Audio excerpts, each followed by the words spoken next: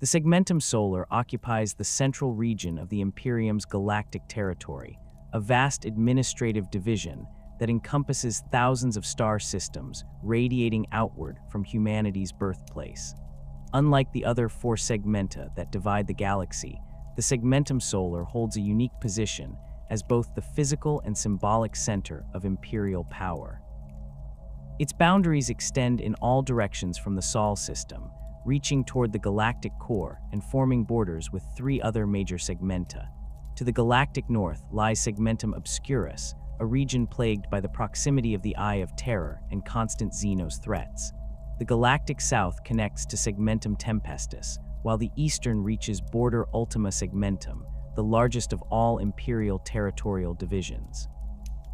The Segmentum's precise boundaries have never been definitively mapped, as the Imperium's cartographic efforts struggle with the reality of warp travel and the constantly shifting nature of accessible space. What remains consistent is that the Segmentum Solar contains the densest concentration of ancient human-settled worlds, many dating back to the Dark Age of technology. These core worlds benefited from their proximity to Terra during the Great Crusade, receiving reinforcement and protection that allowed them to maintain higher levels of technological sophistication and industrial capacity than frontier regions. The Administratum recognizes approximately 7,000 major systems within the Segmentum's boundaries, though countless minor holdings, research stations, and fortified outposts bring the total number of imperial installations into the tens of thousands. The Sol system itself functions as the administrative capital of the entire Imperium, housing Holy Terra, where the God Emperor sits enthroned within the Golden Throne. Mars, the red planet sacred to the Adeptus Mechanicus, orbits nearby as the greatest forge world in existence and the headquarters of the cult Mechanicus. The system's other celestial bodies serve critical functions. Luna hosts massive fortress monasteries and training facilities, while the outer planets and asteroid belts contain shipyards, naval stations, and weapons testing grounds that have operated since the Age of Strife. Saturn's moons house some of the Imperium's most secure prison facilities and research installations, their isolation making them ideal for containing dangerous artifacts and conducting experiments too hazardous for populated worlds. Beyond Sol, the Segmentum Solar contains numerous systems whose strategic value shapes imperial policy across the galaxy. The Armageddon sector, located in the Segmentum's outer reaches, contains the hive world of Armageddon itself, a planet that has endured multiple massive conflicts, including 3 major wars against Orc invasions. The first war saw the Grey Knights and Space Wolves clash with the forces of the demon Primarch Angron, while the second and third wars against Gozkul Mag Uruk Thraka demonstrated the world's capacity to absorb punishment and continue functioning as an industrial powerhouse. Armageddon's strategic position along major warp routes makes it a natural target for invasion, yet its loss would create a gap in Imperial defenses that could allow enemy forces to strike deeper into the Segmentum. The Forge worlds scattered throughout the Segmentum Solar form the backbone of the Imperial war machine's production capacity. Mars remains preeminent, but worlds like Risa, Graia, and Metalica contribute massive quantities of weapons, vehicles, and munitions to the Imperial Guard and Space Marine chapters. Risa specializes in plasma weaponry, its tech priests having maintained knowledge of plasma reactor construction that many Forge worlds lost during the Age of Strife. The Forges of Graia produce patterns of armor and vehicles that equip entire Crusade fleets, while Metalica's output focuses on heavy ordnance and Titan-scale weaponry. These Forge worlds maintain their own Skitarii legions and Titan maniples, contributing military force in addition to industrial output. The density of developed worlds within the Segmentum Solar creates a network of established warp routes more reliable than those found in frontier regions. Navigators have charted these routes over 10,000 years of continuous use, identifying stable currents within the Immaterium that allow relatively predictable travel between major systems. The most critical routes radiate outward from Terra like spokes on a wheel, connecting the throne world to sector capitals and major naval bases. Secondary routes link these hub systems to each other, creating redundancy that allows Imperial fleets to reroute around disruptions.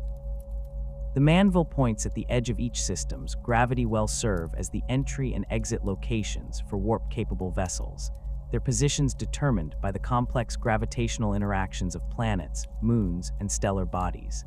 Despite the relative stability of Segmentum Solar's warp routes, the Immaterium's chaotic nature ensures that travel remains dangerous. Minor warp storms regularly disrupt shipping, delaying convoys and occasionally swallowing vessels entirely.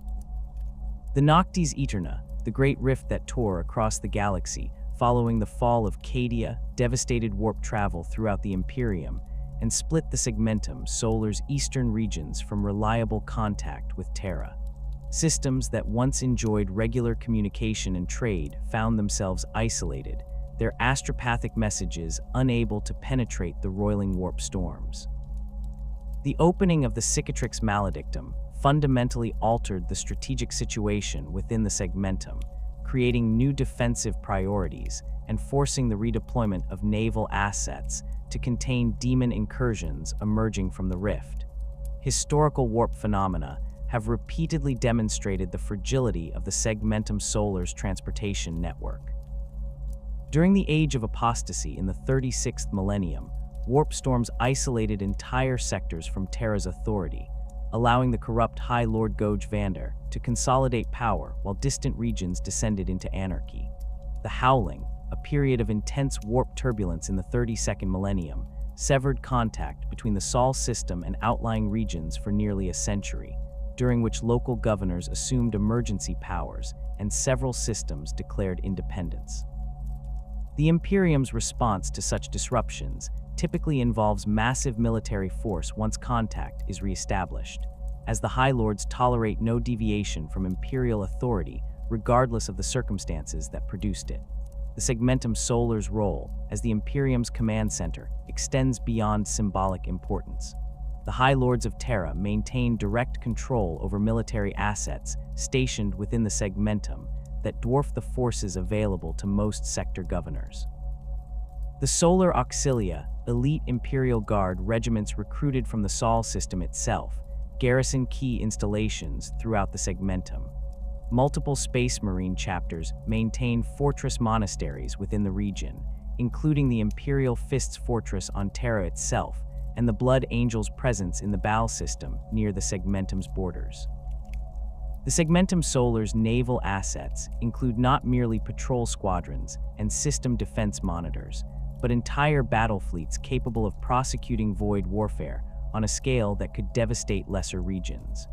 Reserve forces stationed within the Segmentum Solar serve as a strategic reserve for the entire Imperium, available for deployment to crisis zones across the galaxy. When the Indomitus Crusade launched following the Primarch Robute Guilliman's return, it drew heavily on forces marshaled within the Segmentum Solar, stripping garrison strengths to dangerous levels in pursuit of the Crusade's objectives. The Adeptus Ministorum maintains its own armed forces within the Segmentum, the Frateris Templar and various orders of the Adeptus Sororitas, whose primary purpose involves enforcing religious orthodoxy, but who also serve as military assets during major conflicts. The Officio Assassinorum operates from Terra itself, dispatching its operatives across the galaxy to eliminate targets whose death serves Imperial interests. The concentration of administrative infrastructure within the Segmentum Solar creates both strength and vulnerability. The Administratum's central archives on Terra contain records spanning 10 millennia, though the bureaucracy's inefficiency means that accessing specific information can take years or decades.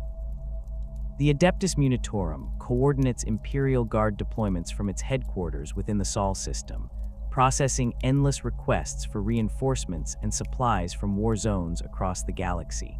The Adeptus Arbites maintains its central fortress on Terra, from which it dispatches judges and enforcers to maintain Imperial law throughout human space.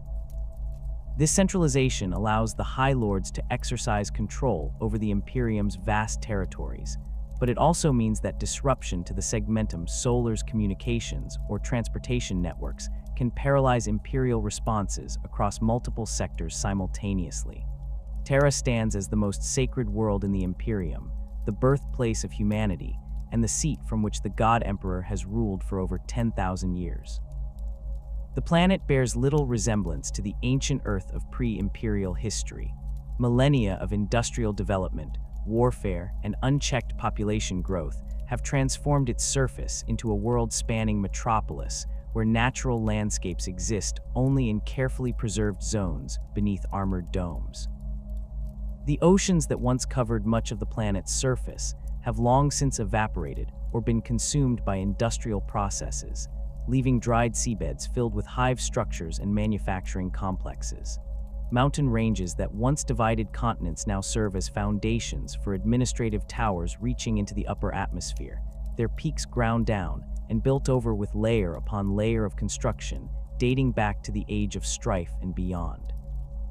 The Imperial Palace dominates the Himalayan mountain range, a structure so vast that it qualifies as a continent unto itself. Its outer walls rise kilometers into the sky, studded with defense batteries and void shield generators that could repel planetary invasion.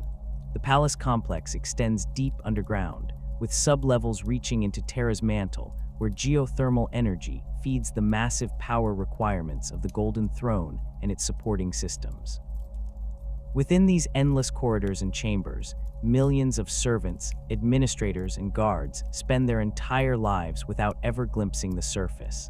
The Adeptus Custodes patrol the inner sanctums, their golden armor marking them as the Emperor's personal guardians, 10,000 strong, and each a warrior whose combat capabilities exceed even those of space marines. The palace contains the Hall of Leng, where the High Lords convene, the chamber of the Astronomican, where psychers sacrifice themselves to maintain humanity's guiding light, and countless other facilities whose purposes remain known only to those with the highest security clearances. The Golden Throne itself occupies the deepest chambers of the palace, a device of such complexity that even the Adeptus Mechanicus cannot fully comprehend its function. The Emperor sits upon this throne, his physical form maintained in a state between life and death by the throne's arcane mechanisms.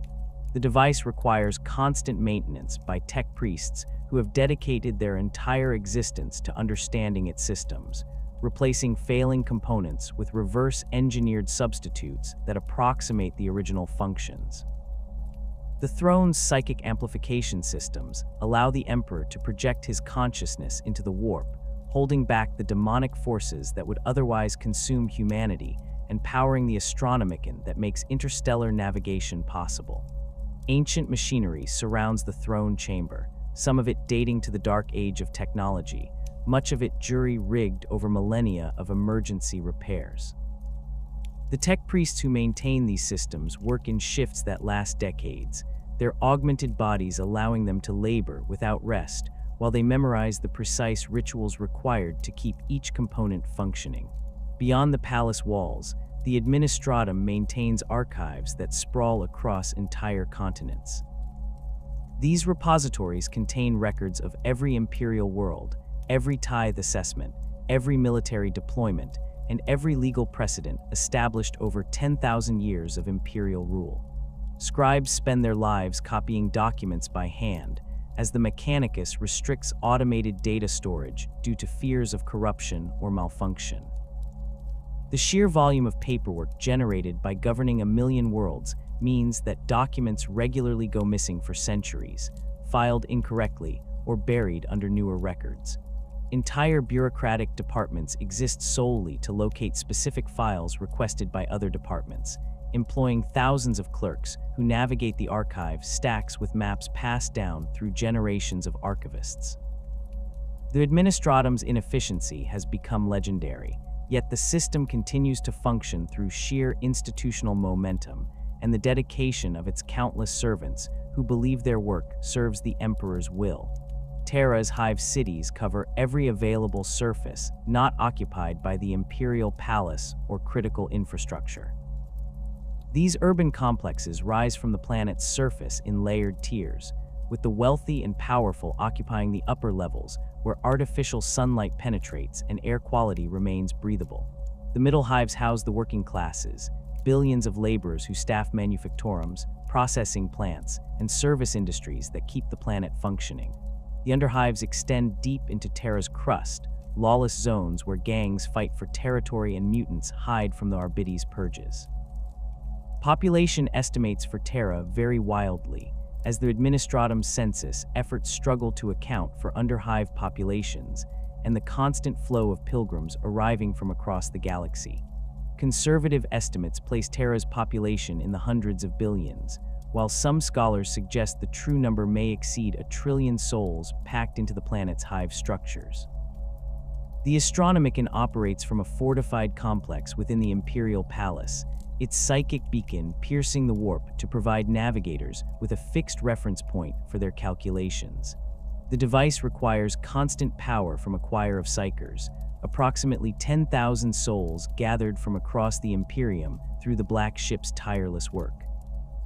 These psychers, bound in life support systems that sustain their bodies while their minds burn themselves out maintaining the beacon, typically survive only a few months before their psychic essence is consumed entirely. The Black Ships arrive regularly at Terra, their holds filled with new psychers to replace those who have died in service. The selection process for the choir is brutal, as only those psychers with sufficient strength and purity can contribute to the Astronomican without introducing corruption into its signal. Those deemed unsuitable for the choir but too dangerous to release serve other purposes, their life force fed directly to the Golden Throne to sustain the Emperor's physical form.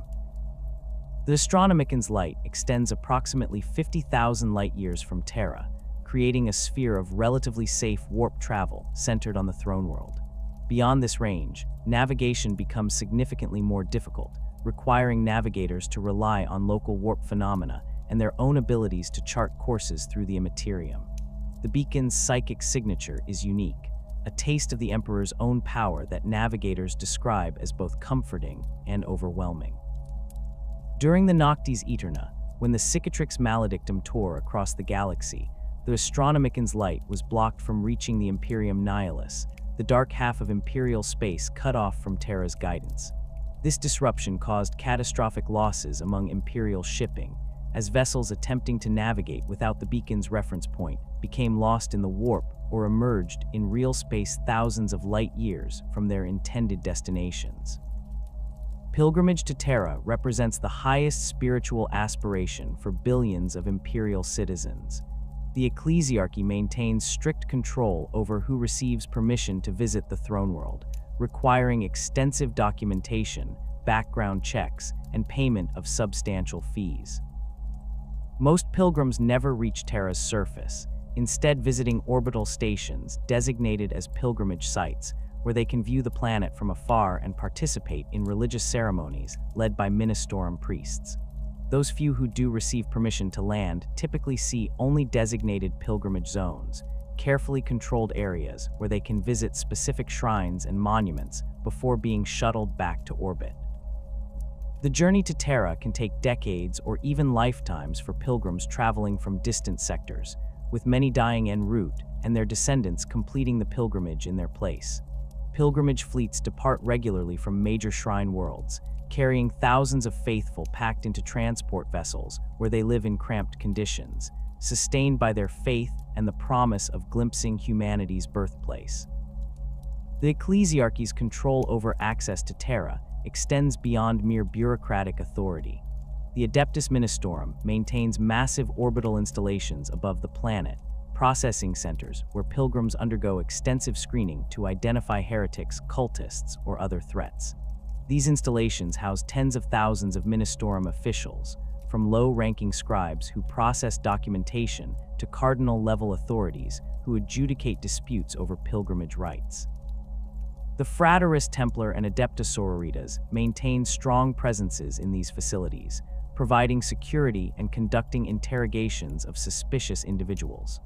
The screening process can take months or years, during which pilgrims remain in holding facilities, their faith tested by the delay and the harsh conditions of orbital habitation. Many pilgrims never pass screening, their applications denied for reasons ranging from incomplete documentation to suspected ideological deviation, and they return to their homeworlds, having come so close to their spiritual goal, yet unable to achieve it. Terra's defenses represent the most formidable concentration of military power in the galaxy. The Sol system bristles with weapons platforms, monitor stations, and orbital fortresses constructed over millennia of continuous military development. The orbital plates, massive platforms positioned at strategic points throughout the system, mount batteries of lance weapons and nova cannons capable of destroying capital ships with single volleys. These plates serve as anchor points for the system's void shield network, overlapping defensive barriers that can be activated to protect critical installations from orbital bombardment. Defense stations orbit every major celestial body in the system, their crews maintaining constant vigils against potential threats. These facilities range from small monitoring posts crewed by a handful of naval personnel to fortress-sized installations housing thousands of defenders and their own internal manufacturing capabilities. The Phalanx, mobile fortress monastery of the Imperial Fists chapter, periodically returns to the Sol system, adding its immense firepower to Terra's defenses.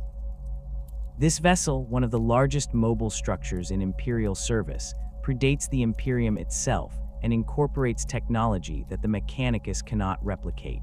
When present in the Sol system, the Phalanx typically takes up station between Terra and Mars, its weapons covering both worlds, while its docking facilities service vessels from across the Imperium. The fortress monastery's internal spaces are vast enough to house entire armies, with training facilities, chapels, armories, and residential quarters for the chapter's battle brothers and their support personnel. The Imperial Fists maintain their primary recruiting and training operations aboard the Phalanx, though they also draw recruits from specific worlds throughout the Imperium. Multiple Space Marine chapters maintain permanent or semi-permanent presences within the Sol system. The Imperial Fists, as noted, consider Terra their spiritual home, though their mobile fortress monastery means they often deploy elsewhere in the Imperium. The Blood Angels maintain a watch station in the system, rotating companies through it as part of their chapter's duties. Other chapters send representatives to Terra for various purposes, from attending councils with the High Lords to recruiting promising candidates from Terra's hive populations. The Adeptus Custodes, while not Space Marines, represent an even more elite tier of warrior, their 10,000 guardians never leaving Terra except in the most dire circumstances. Since the return of Robute Guilliman, some custodians have ventured beyond Terra as part of his efforts to stabilize the Imperium, but the vast majority remain at their posts within the Imperial Palace. The Sol system's inner planets each contribute to Terra's defense in specific ways. Luna, Terra's moon, hosts fortress monasteries and training facilities for various Imperial organizations. The moon's surface is covered with military installations, from Space Marine chapter houses to Imperial Guard training grounds where elite regiments practice for deployment across the galaxy. Mars, the Forge world that serves as the Mechanicus headquarters, maintains its own formidable defenses including orbital shipyards, defense platforms, and Skitarii legions numbering in the billions. The relationship between Terra and Mars, formalized in the Treaty of Mars during the Unification Wars, grants the Mechanicus substantial autonomy while binding them to support the Imperium's military needs. This arrangement has occasionally produced tensions, particularly when the Fabricator General's priorities conflict with the High Lord's directives, but the mutual dependence between the Imperium and the Mechanicus ensures that serious conflicts remain rare. Mars occupies a position of unique importance within the Imperium, second only to Terra itself in political and strategic significance. The Red Planet serves as the headquarters of the Adeptus Mechanicus, the Forge world that supplies the vast majority of the Imperium's military hardware, and the center of a techno-religious empire that spans thousands of worlds. The planet's surface bears the scars of millennia of industrial exploitation, its rust-colored deserts dotted with forge complexes that reach toward the thin atmosphere. Ancient structures dating to the dark age of technology protrude from the Martian landscape, their purposes often unknown even to the tech priests who maintain them. The Noctis Labyrinthus, a vast network of canyons in Mars's equatorial region, contains forge temples and research facilities that extend deep into the planet's crust, some sealed since before the Age of Strife, and protected by security systems that kill intruders without hesitation. The planet's transformation into a forge world began during humanity's first expansion into the Sol system, long before the Emperor unified Terra. Colonists established mining operations and manufacturing facilities to exploit Mars's mineral resources, building the foundations of what would become the greatest concentration of industrial capacity in human space. During the Age of Strife, Mars suffered catastrophically when rogue artificial intelligences turned against their creators, triggering a war that devastated the planet's surface and killed billions. The survivors retreated into sealed forge complexes, where they developed the religious framework that would evolve into the cult Mechanicus. These tech priests preserved what knowledge they could from humanity's technological apex, though much was lost or corrupted during the long isolation.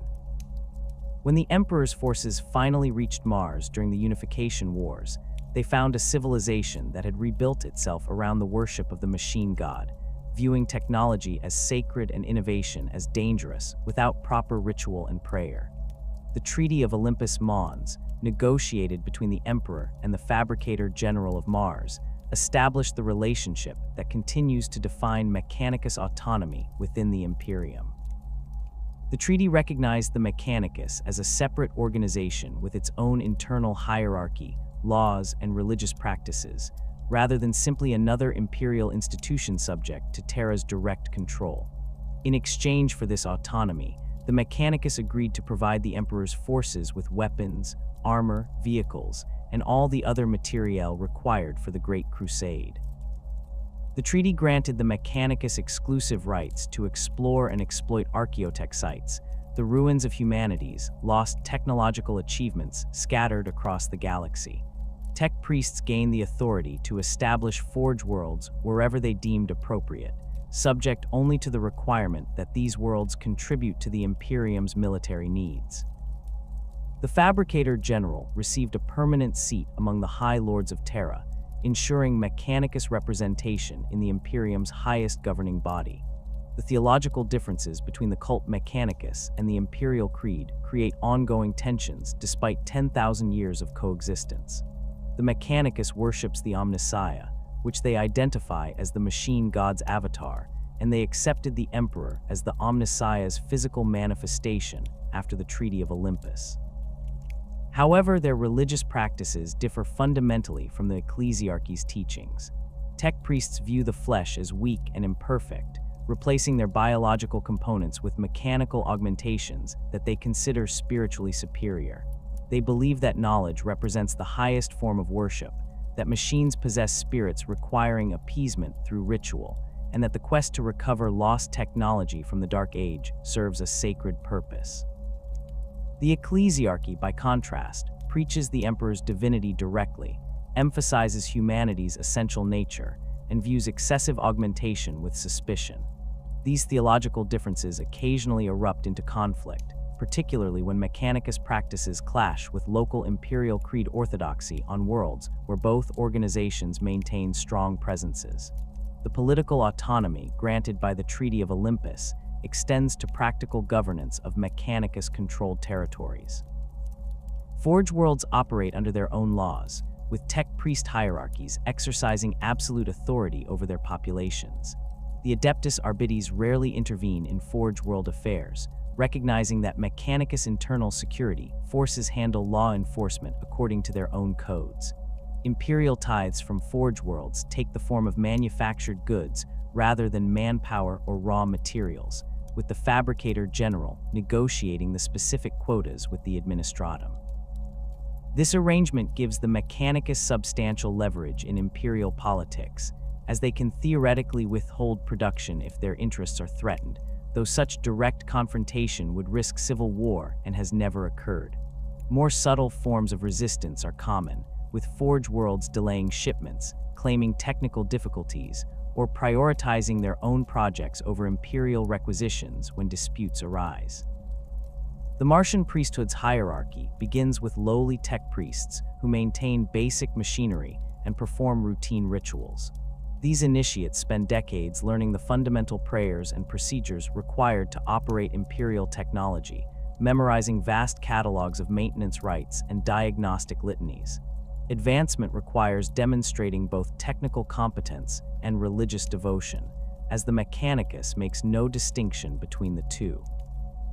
Tech priests who show promise receive additional augmentation, replacing more of their biological components with superior mechanical systems. Their training expands to cover more complex machinery, from plasma reactors to void ship engines, with each specialization requiring years of study under experienced mentors.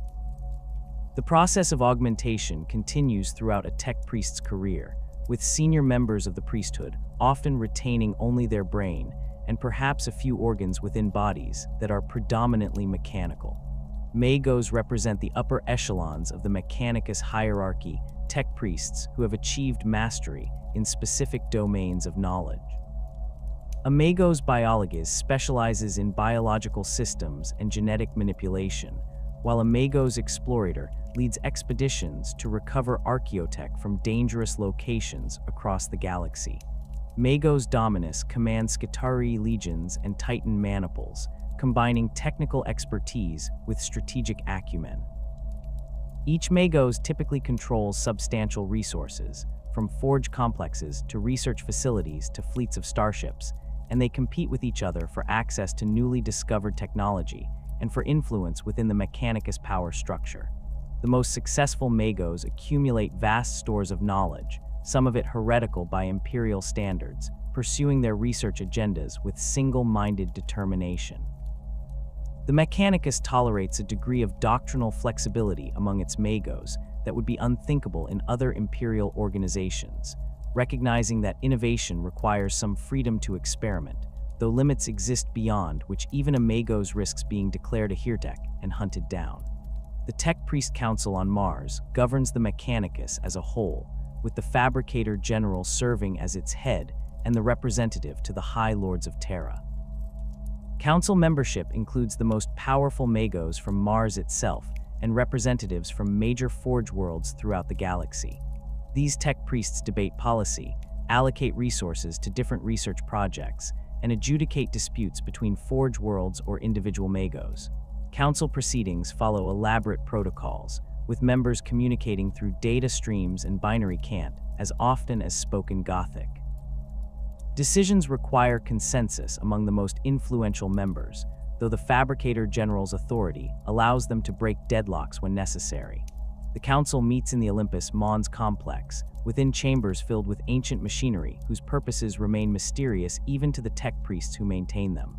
Hololith displays present data from across the Mechanicus domain, tracking production quotas, expedition reports, and intelligence on potential archaeotech sites.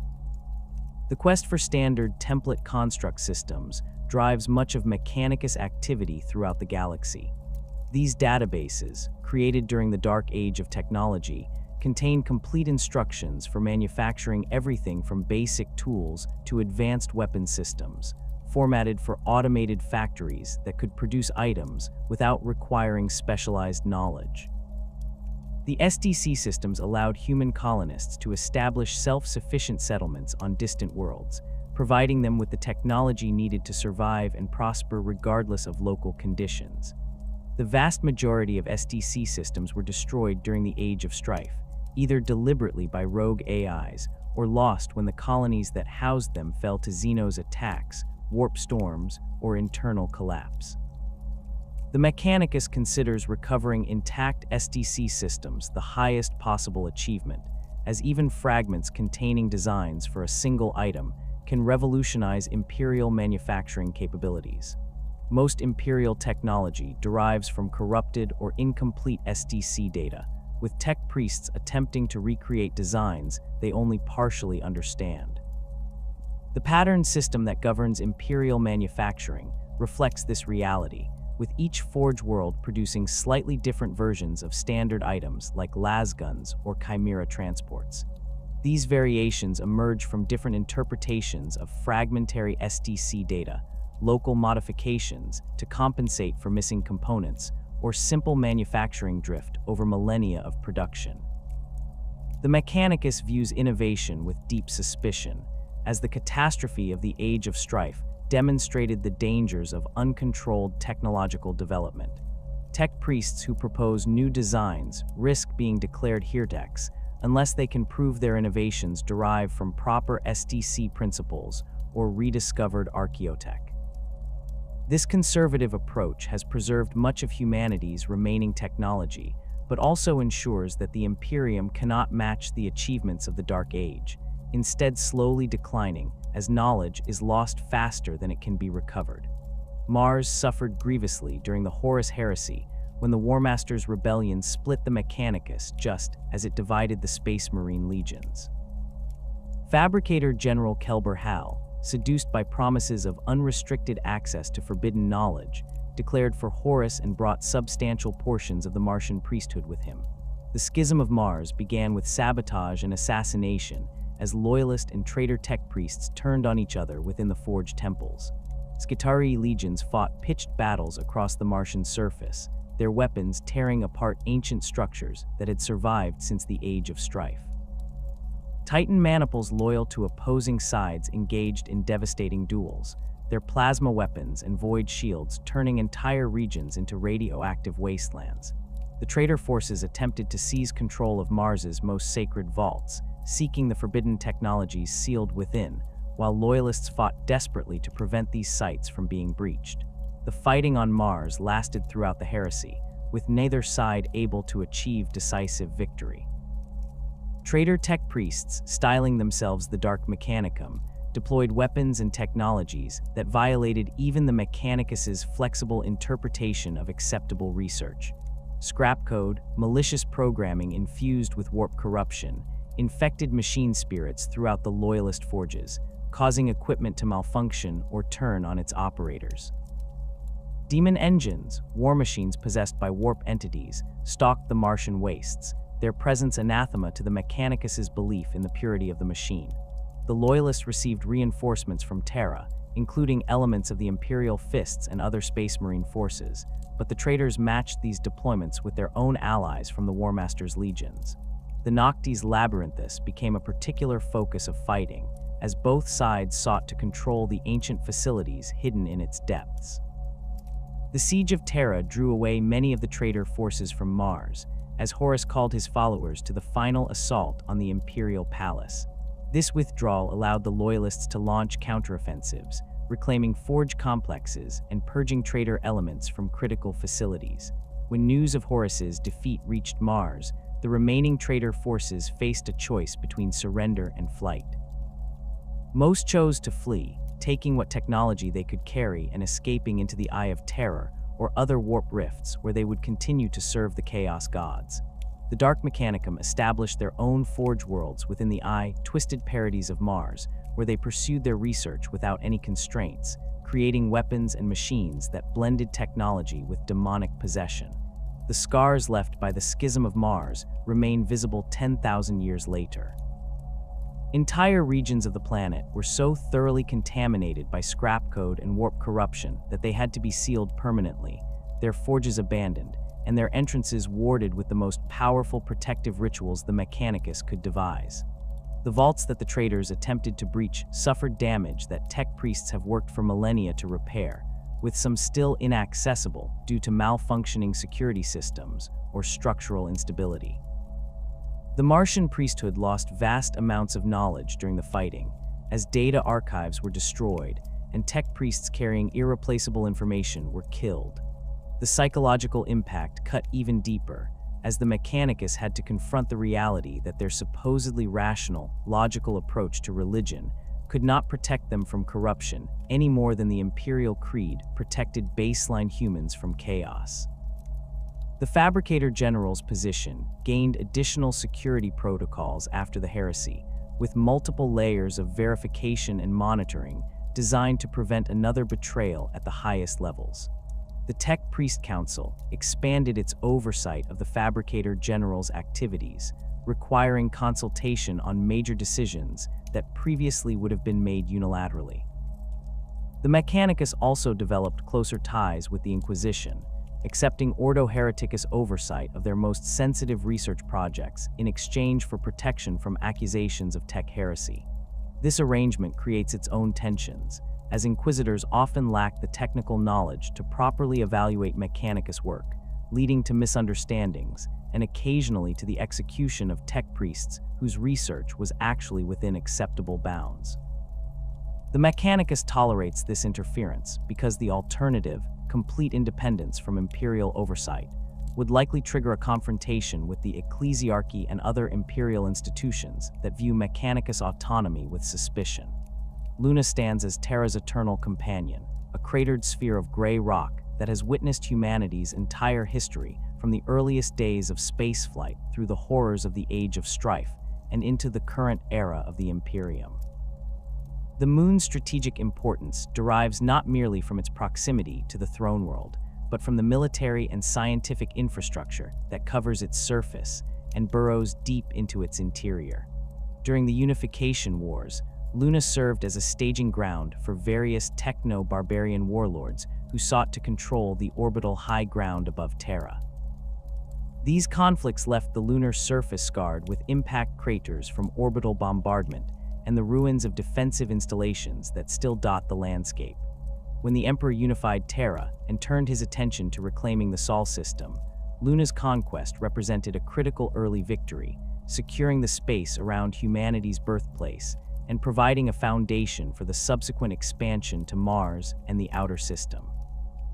The gene laboratories buried beneath Luna's surface played a crucial role in the Emperor's most ambitious project, the creation of the Primarchs and subsequently the Space Marine Legions. These facilities, constructed in the deepest lunar caverns where they could operate in absolute secrecy, housed genetic manipulation equipment that represented the pinnacle of the Emperor's scientific knowledge. Tech priests and biologists adepts worked under the Emperor's direct supervision, conducting experiments that pushed the boundaries of what human genetics could achieve. The laboratories required massive amounts of power, drawn from fusion reactors embedded in the lunar mantle, and their environmental systems maintained conditions precisely calibrated for the delicate work of creating transhuman warriors. The Emperor's genetic research drew on knowledge from the dark age of technology, fragments of lore that he had preserved through the Age of Strife, and his own understanding of the warp's influence on biological systems. The scattering of the Primarchs, when chaos forces tore the infant gene-forged beings from their maturation pods and flung them across the galaxy, devastated the lunar gene laboratories.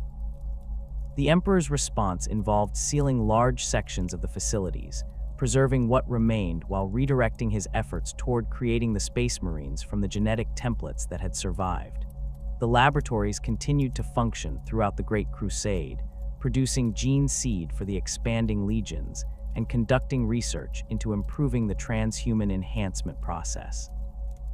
After the Horus Heresy, when the surviving legions were broken into chapters, the lunar facilities took on additional importance as repositories of genetic knowledge that could help chapters maintain the purity of their gene seed.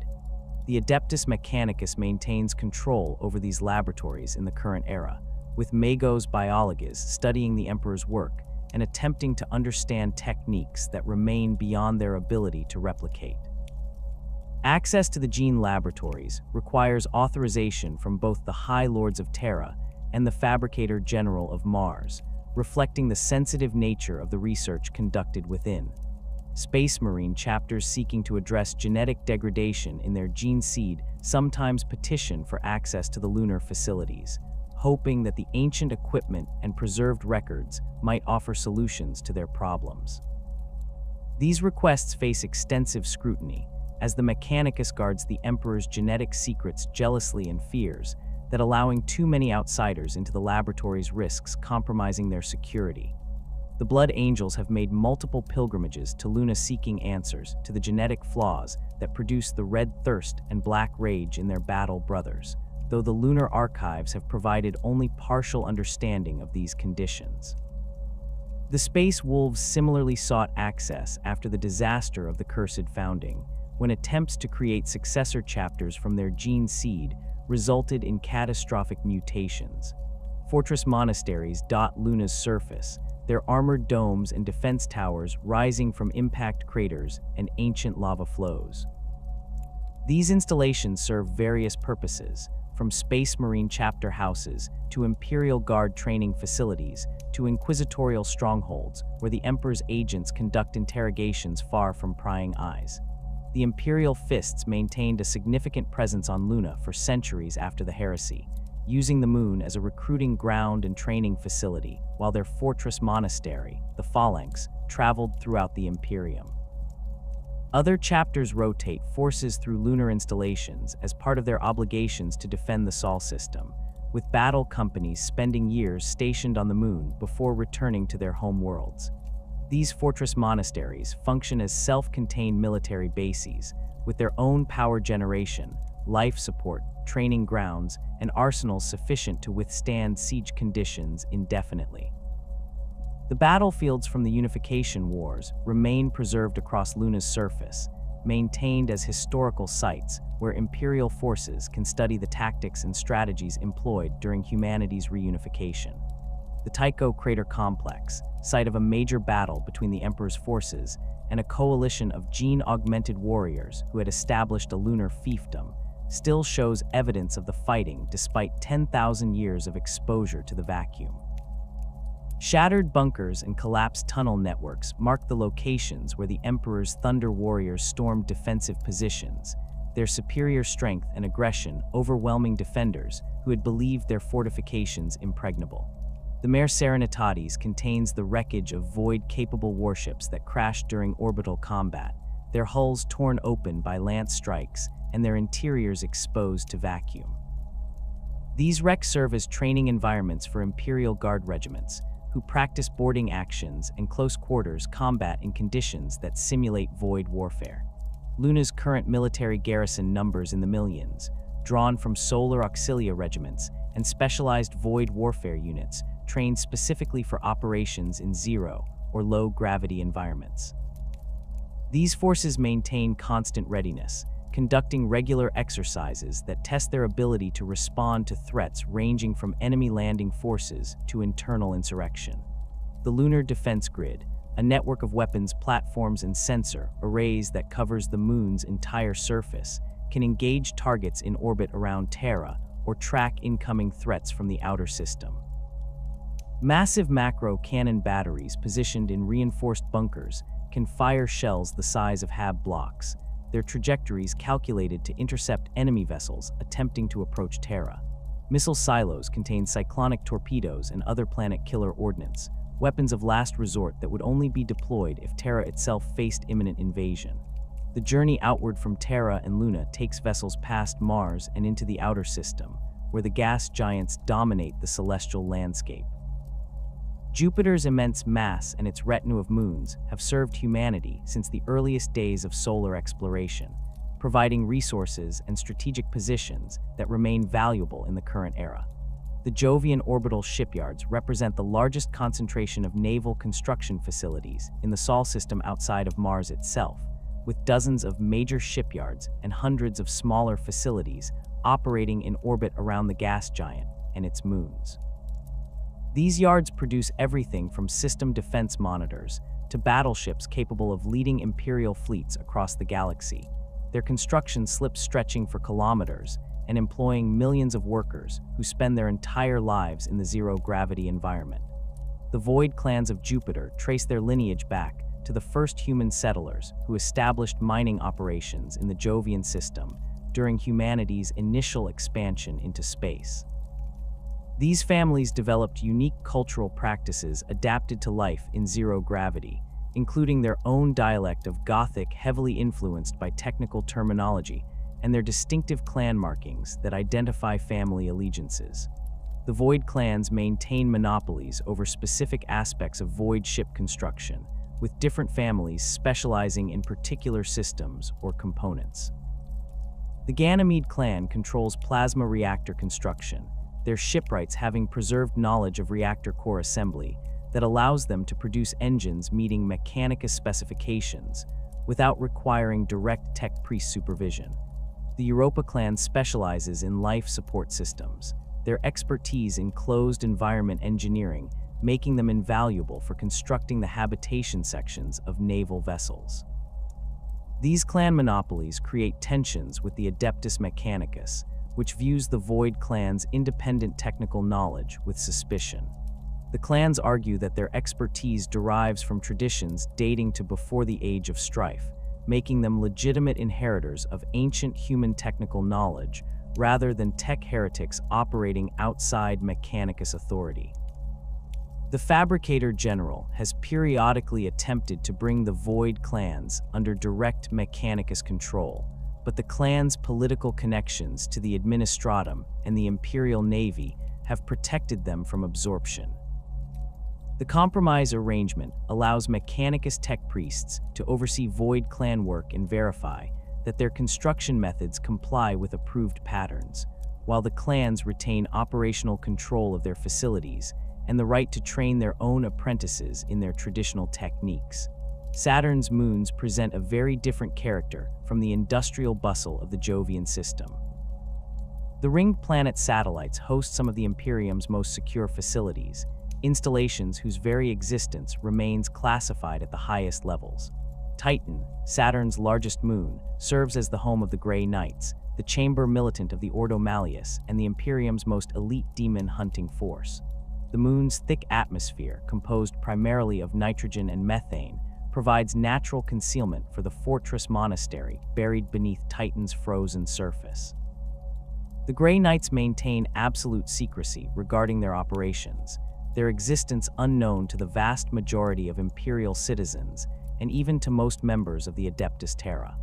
Those few outside the Inquisition who learn of the Grey Knights typically meet swift death, as the chapter's mandate requires that knowledge of their demon hunting techniques and the true nature of chaos remain restricted to those with the mental conditioning to resist corruption.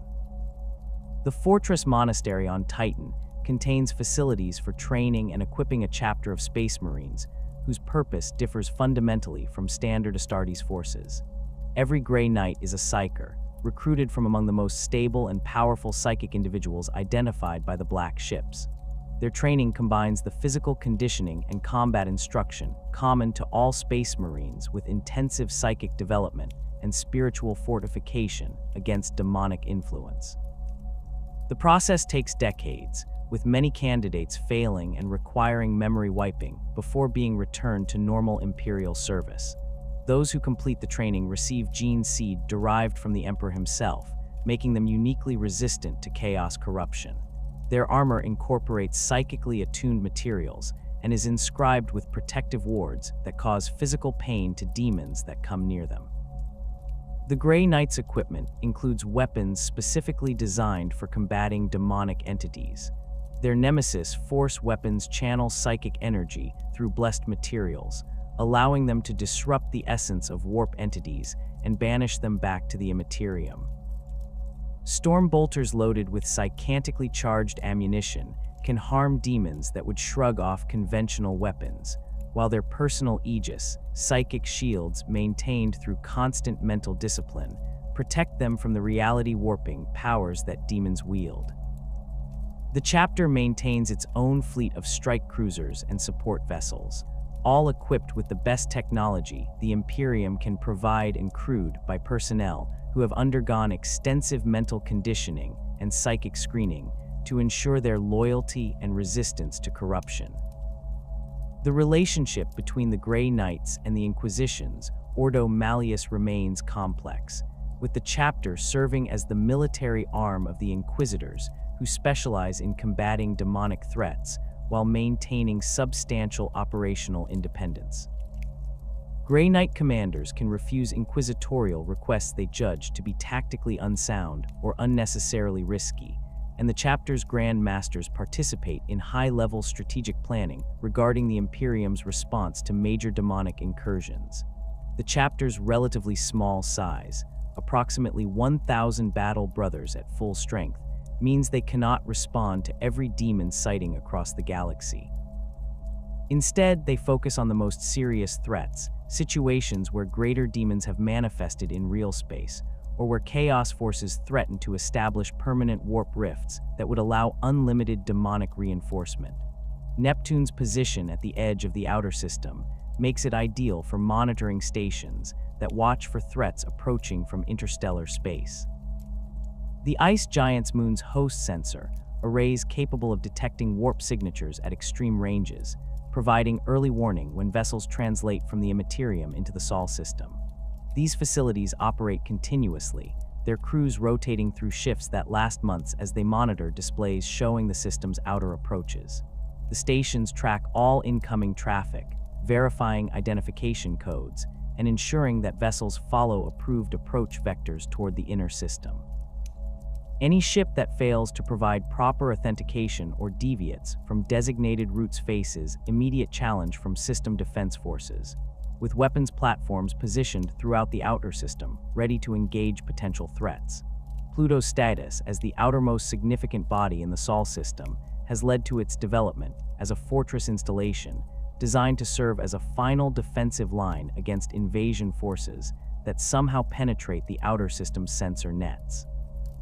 The dwarf planet's surface hosts weapons batteries and troop barracks capable of supporting a sustained defensive campaign, while its interior contains supply depots and command facilities that could coordinate resistance even if the inner system fell to enemy control. The garrison forces stationed on Pluto train constantly for scenarios that most Imperial commanders consider unlikely, practicing void combat tactics and defensive operations against numerically superior forces. These troops understand that their role involves buying time for Terra's evacuation or reinforcement rather than achieving victory, a grim reality that shapes their training and doctrine. The Uit Cloud, that vast sphere of icy bodies surrounding the Sol system at distances measured in light months from the Sun, contains the Imperium's most distant early warning installations. These automated sensor platforms drift in the darkness beyond the planets, their passive detection systems listening for the telltale signatures of warp translation or conventional engine burns that would indicate approaching vessels.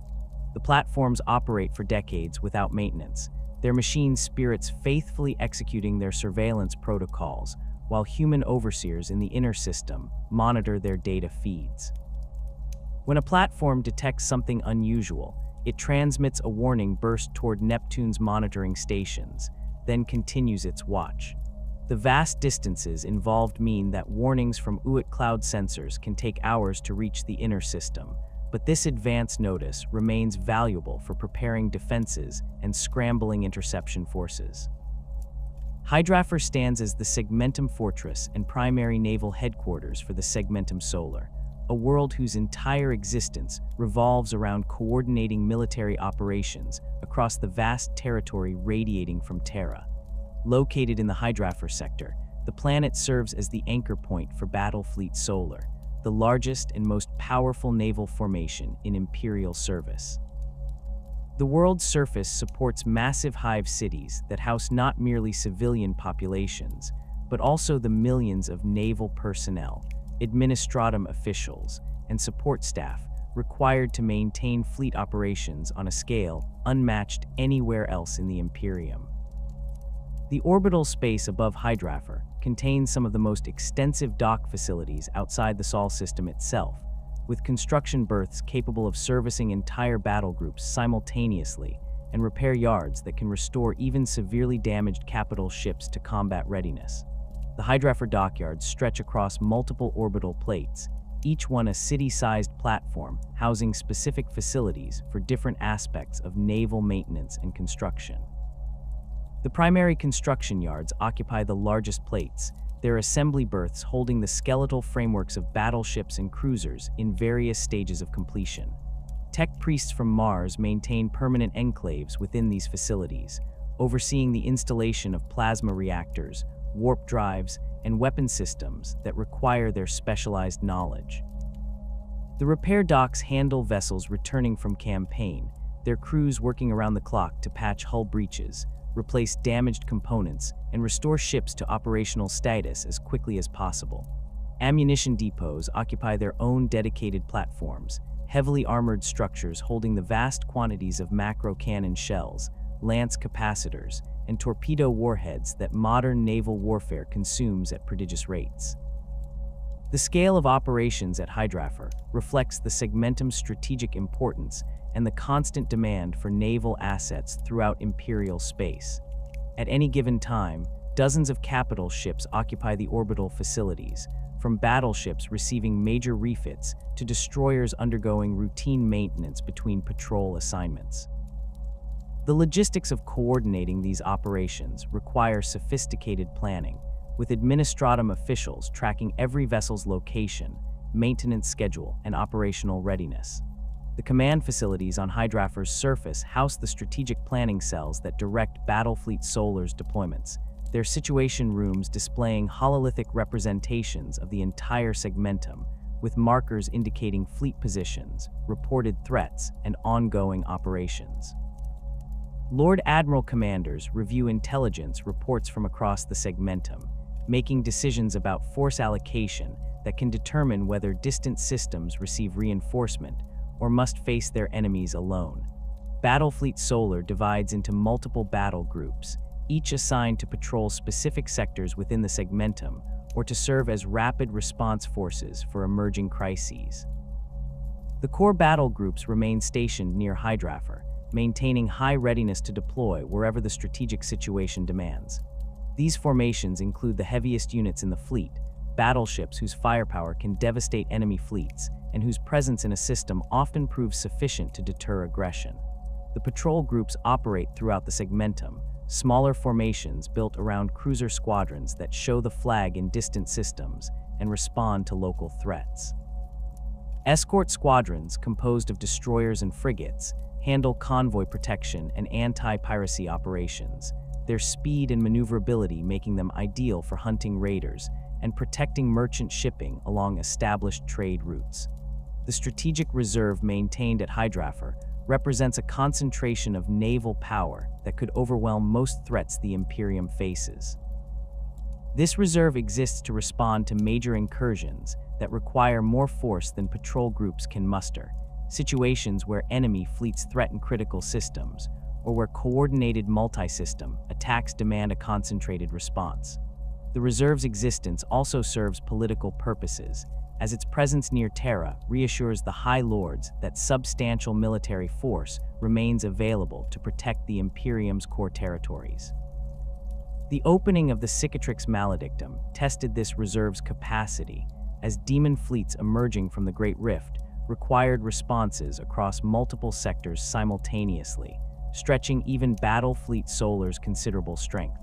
Bacca occupies a position of critical strategic importance in the Segmentum's southern reaches, serving as one of the Imperium's most significant naval bases outside the Sol system itself. The planet's location places it near the borders with Segmentum Tempestus, allowing it to project Imperial naval power into the southern reaches of the galaxy. The world's surface shows the characteristic signs of a heavily militarized installation, with fortress complexes and defense batteries covering every continent and orbital platforms bristling with weapons designed to repel any conceivable assault.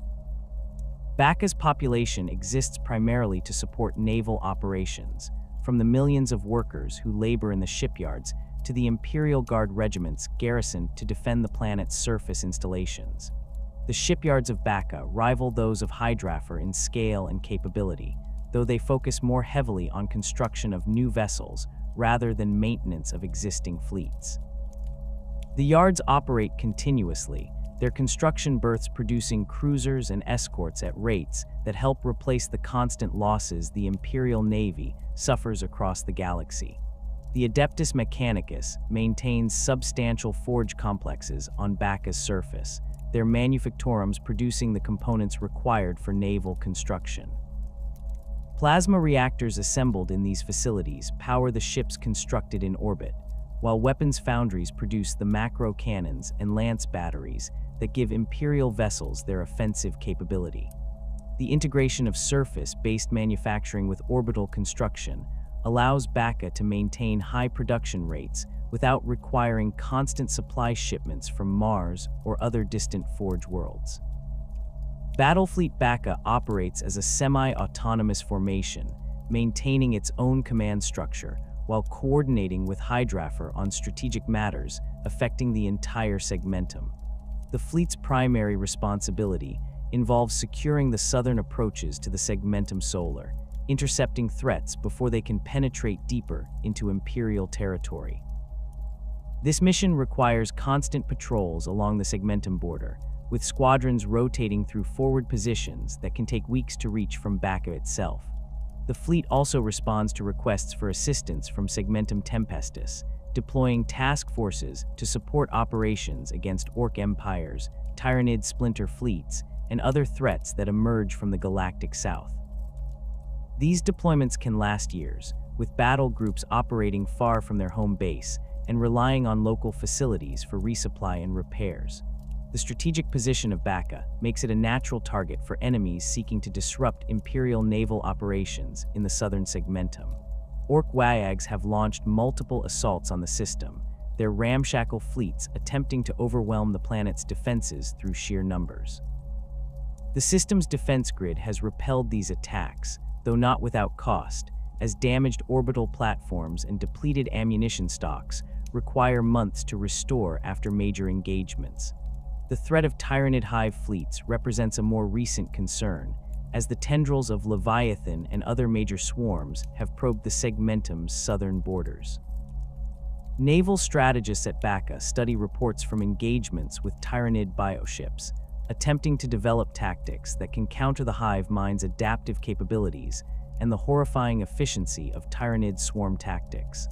Armageddon's reputation as one of the Imperium's most fought overworlds stems from its strategic location along major warp routes and its substantial industrial capacity. The planet sits at a crossroads of navigation channels that connect the Segmentum Solar's outer reaches with routes leading toward Segmentum Obscurus and Ultima Segmentum, making it a natural target for enemies seeking to disrupt Imperial logistics. The world's surface consists primarily of ash wastes and volcanic badlands, the result of millennia of industrial exploitation and the devastating conflicts that have repeatedly swept across it. Massive hive cities rise from this hostile landscape, their armored spires reaching into the polluted atmosphere, while their foundations burrow deep into the planetary crust to escape the worst of the surface conditions. The first war for Armageddon began when the demon Primarch Angron led a massive chaos invasion force through a warp rift that opened near the planet. The World Eater's traitor legion and their demonic allies swept across Armageddon's surface, their violence threatening to overwhelm the planetary defense forces and the Imperial Guard regiments that rushed to reinforce them. The conflict drew in the Grey Knights, whose intervention proved critical in banishing Angron back to the warp, though the cost in lives and material devastation was catastrophic. The Inquisition's response to the war included the systematic execution or mind-wiping of billions of Imperial Guard soldiers and civilians who had witnessed demonic manifestation, a brutal measure intended to prevent chaos corruption from spreading. The Space Wolves' objection to these killings led to the Months of Shame, a brief but intense conflict between the Space Wolves and the Inquisition that nearly escalated into full-scale war before cooler heads negotiated a settlement. The Second War for Armageddon occurred roughly 5 centuries before the current era, when the Orc warlord Gozkul Mag Uruk Thraka led a massive wayag against the planet. The Orcs landed in overwhelming numbers, their crude but effective weaponry and savage combat doctrine allowing them to seize large portions of Armageddon's surface. The Imperial response involved deploying dozens of Imperial Guard regiments and multiple Space Marine chapters, with the Blood Angels and Ultramarines playing particularly prominent roles in the fighting. The war lasted for years, with brutal urban combat consuming entire hive cities as Imperial forces fought to reclaim them from Orc occupation. The Imperium eventually drove the Orcs from Armageddon, though Gozkul himself escaped, and substantial Orc populations remained hidden in the ash wastes and under hives. The Third War for Armageddon began when Gozkul returned with an even larger wayag, having spent the intervening decades gathering Orc forces from across multiple sectors. The Orc invasion fleet overwhelmed the system's orbital defenses through sheer numbers, landing millions of greenskins on Armageddon's surface. The hive cities became focal points for the fighting, with each one hosting battles involving millions of combatants.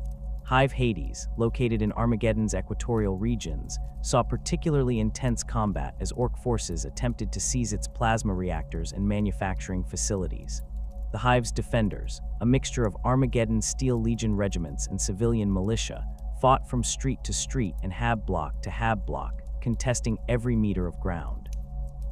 Hive Infernus endured a siege that lasted months, its defenders holding out against continuous Orc assaults, while supply lines remained cut and ammunition stocks dwindled. The Black Templars chapter led the relief force that finally broke through to Infernus, their assault companies smashing through Orc lines and reopening access to the beleaguered Hive. Hive Acheron fell to Orc forces early in the war, its defenses collapsing when a Gargant, a massive Orc war machine, breached the Hive's outer walls. Imperial forces spent weeks fighting to reclaim Acheron, with the Salamanders chapter spearheading the assault that finally cleared the Orcs from the Hive's upper levels. The fighting in Acheron's Underhive continued for months afterward, as Imperial forces hunted down Orc survivors hiding in the maze of tunnels and abandoned facilities beneath the Hive proper. Hellsreach gained legendary status during the Third War when a small force of Black Templars under Reclusiarch Grimaldus defended the Hive against overwhelming Orc numbers. The defense of Hellsreach became a symbol of Imperial determination, with Grimaldus and his battle brothers holding critical positions despite suffering catastrophic casualties. The Hive's docks, essential for receiving supplies and reinforcements, changed hands multiple times during the fighting, with neither side able to secure permanent control. The civilian population of Hellsreach participated in the defense, forming militia units that supported the Black Templars and regular Imperial Guard forces. The Hive's eventual relief came after weeks of desperate combat, with Imperial forces having held just enough of the city to prevent complete Orc occupation. Volcanus, positioned near Armageddon's northern polar regions, served as a critical manufacturing center, producing ammunition and weapons for Imperial forces across the planet. The Orcs recognized its strategic importance and launched repeated assaults attempting to capture or destroy its production facilities. The Armageddon Steel Legion deployed their best armored regiments to defend Volcanus, using the relatively open terrain around the Hive to conduct mobile warfare against Orc formations. Tank battles involving hundreds of vehicles raged across the ash wastes surrounding Volcanus, with Leman Russ squadrons engaging Orc battle wagons and looted Imperial vehicles in running fights that could last for days. Armageddon's manufacturing capacity makes it invaluable to the Imperium despite the constant warfare that ravages its surface. The planet's foundries produce everything from basic lasguns to super heavy tanks, their output equipping Imperial Guard regiments throughout the Segmentum. The Armageddon Steel Legion, the planet's most famous military formation, recruits from the Hive cities and trains in the ash wastes, developing the skills and toughness required to survive in Armageddon's hostile environment. These regiments deploy across the galaxy, bringing their experience in urban warfare and mechanized combat to conflicts far from their homeworld. The Steel Legion's distinctive uniforms and gas masks make them instantly recognizable, while their reputation for stubborn defense and aggressive armored assaults makes them valued assets for Imperial commanders. Cadia's fall to the 13th Black Crusade sent shockwaves throughout the Segmentum Solar, despite the fortress world's location in Segmentum Obscurus. The planet had stood for 10,000 years as the Imperium's primary bulwark against chaos forces emerging from the Eye of Terror, its strategic position allowing it to monitor and contain threats that would otherwise spill into the wider Imperium. The Cadian Gate, the relatively stable warp route leading from the Eye of Terror into Imperial space, made Cadia's position critical for controlling chaos incursions.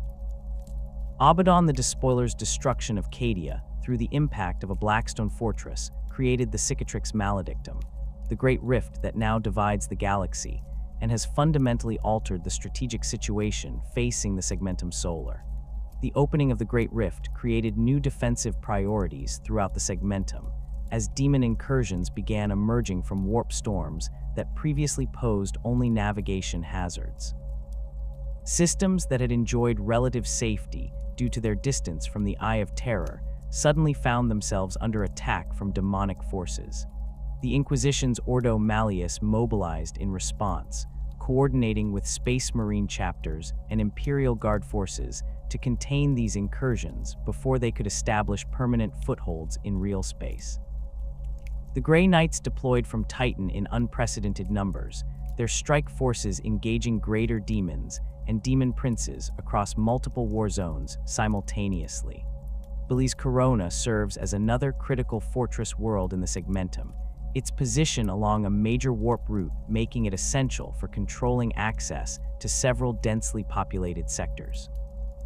The planet's defenses include extensive orbital fortifications and surface-based weapons batteries capable of engaging targets in high orbit. The Imperial Navy maintains a substantial presence in the Belize Corona system, with patrol squadrons operating from bases on the system's outer planets and asteroid installations. The world has faced multiple invasion attempts, most recently from Orc forces that attempted to seize the system's shipyards and use them as a base for further raids into the Segmentum. The Imperial response involved deploying elements of Battlefleet Solar, along with several Imperial Guard armies, the combined force destroying the Orc fleet and purging greenskin survivors from the system's inhabited worlds. The fortress world's guarding key, warp routes throughout the Segmentum Solar form a defensive network that channels potential threats into kill zones, where Imperial forces can engage them under favorable conditions. These installations vary in size from minor fortified outposts, monitoring less traveled routes, to major fortress complexes comparable to Hydrafer or Bacca. The strategic doctrine governing their placement emphasizes creating overlapping fields of fire and mutual support, allowing garrisons to coordinate responses to threats and ensuring that enemies cannot bypass one fortress without exposing themselves to fire from others. The maintenance of this defensive network requires constant attention, as warp route stability can shift over time, potentially rendering existing fortifications obsolete or creating new gaps in coverage that enemies might exploit. The Imperial Fists maintain a unique relationship with Terra that sets them apart from all other Space Marine chapters in the Imperium.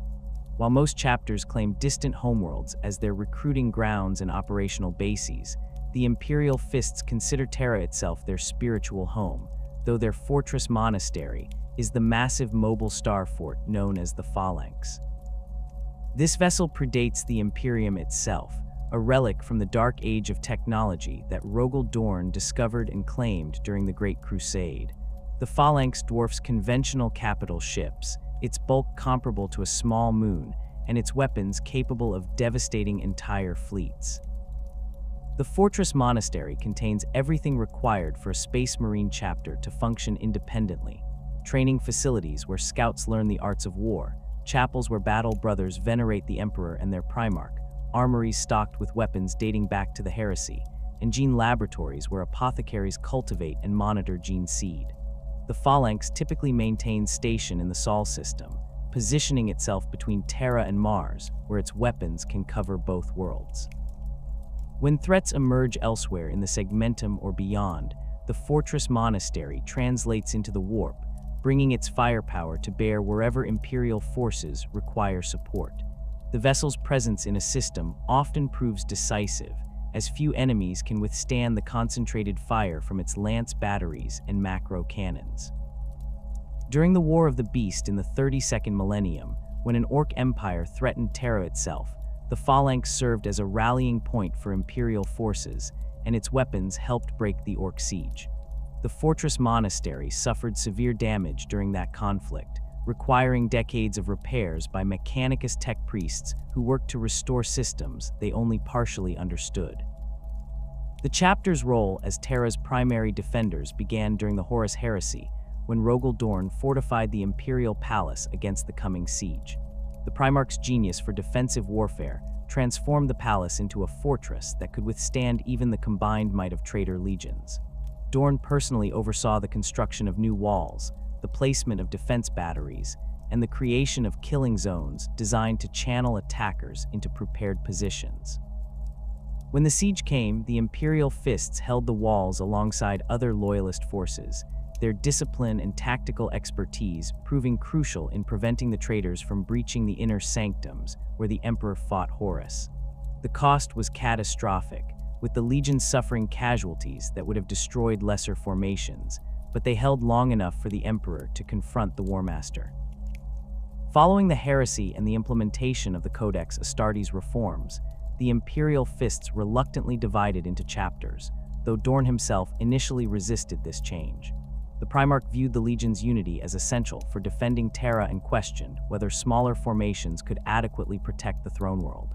Eventually, he accepted the necessity of the reforms, and the Imperial Fists spawned successor chapters including the Black Templars, Crimson Fists, and Excoriators. Each successor inherited aspects of the parent chapter's character, though they developed their own traditions and doctrines over the millennia. The Imperial Fists themselves maintained their defensive focus, specializing in siege warfare and fortification construction that reflects Dorn's teachings. The chapter recruits from multiple worlds rather than maintaining a single homeworld, a practice that provides genetic diversity and ensures they cannot be crippled by the loss of any one recruiting ground. Necromunda, the hive world in the Segmentum Solar, supplies many aspirants drawn from the planets under hive gangs.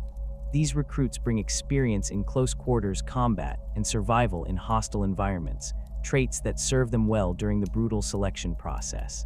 The Imperial Fists test their aspirants through trials designed to break the weak and identify those with the mental fortitude to become Space Marines.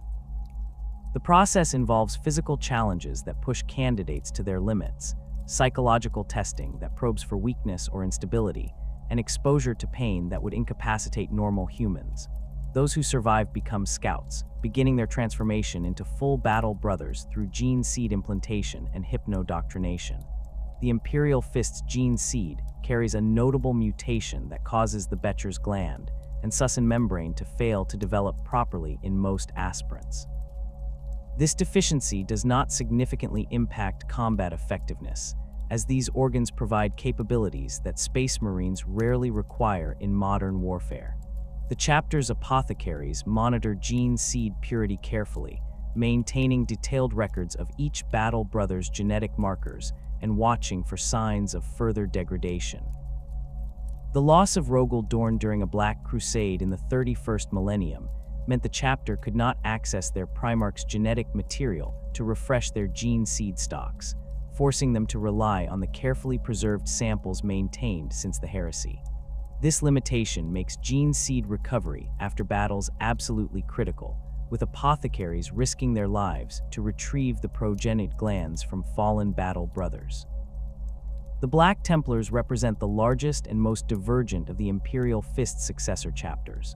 High Marshal Sigismund, first captain of the Imperial Fists during the heresy and the Emperor's champion, founded the chapter and established its crusading tradition. The Black Templars rejected the Codex Astartes' restrictions on chapter size, instead organizing themselves into crusade fleets that operate independently across the galaxy. Each crusade is led by a marshal who commands anywhere from 100 to several hundred battle brothers, along with their support personnel and fleet assets. The chapter's total strength significantly exceeds the 1,000 warriors specified by the Codex, though the Black Templars argue that their dispersed nature and lack of a central fortress monastery place them outside the Codex's restrictions. The Black Templars maintain no librarians, viewing psychers with deep suspicion that borders on hostility. This stance stems from their founder's experiences during the heresy, when he witnessed the devastation caused by sorcery and psychic powers wielded by traitor forces.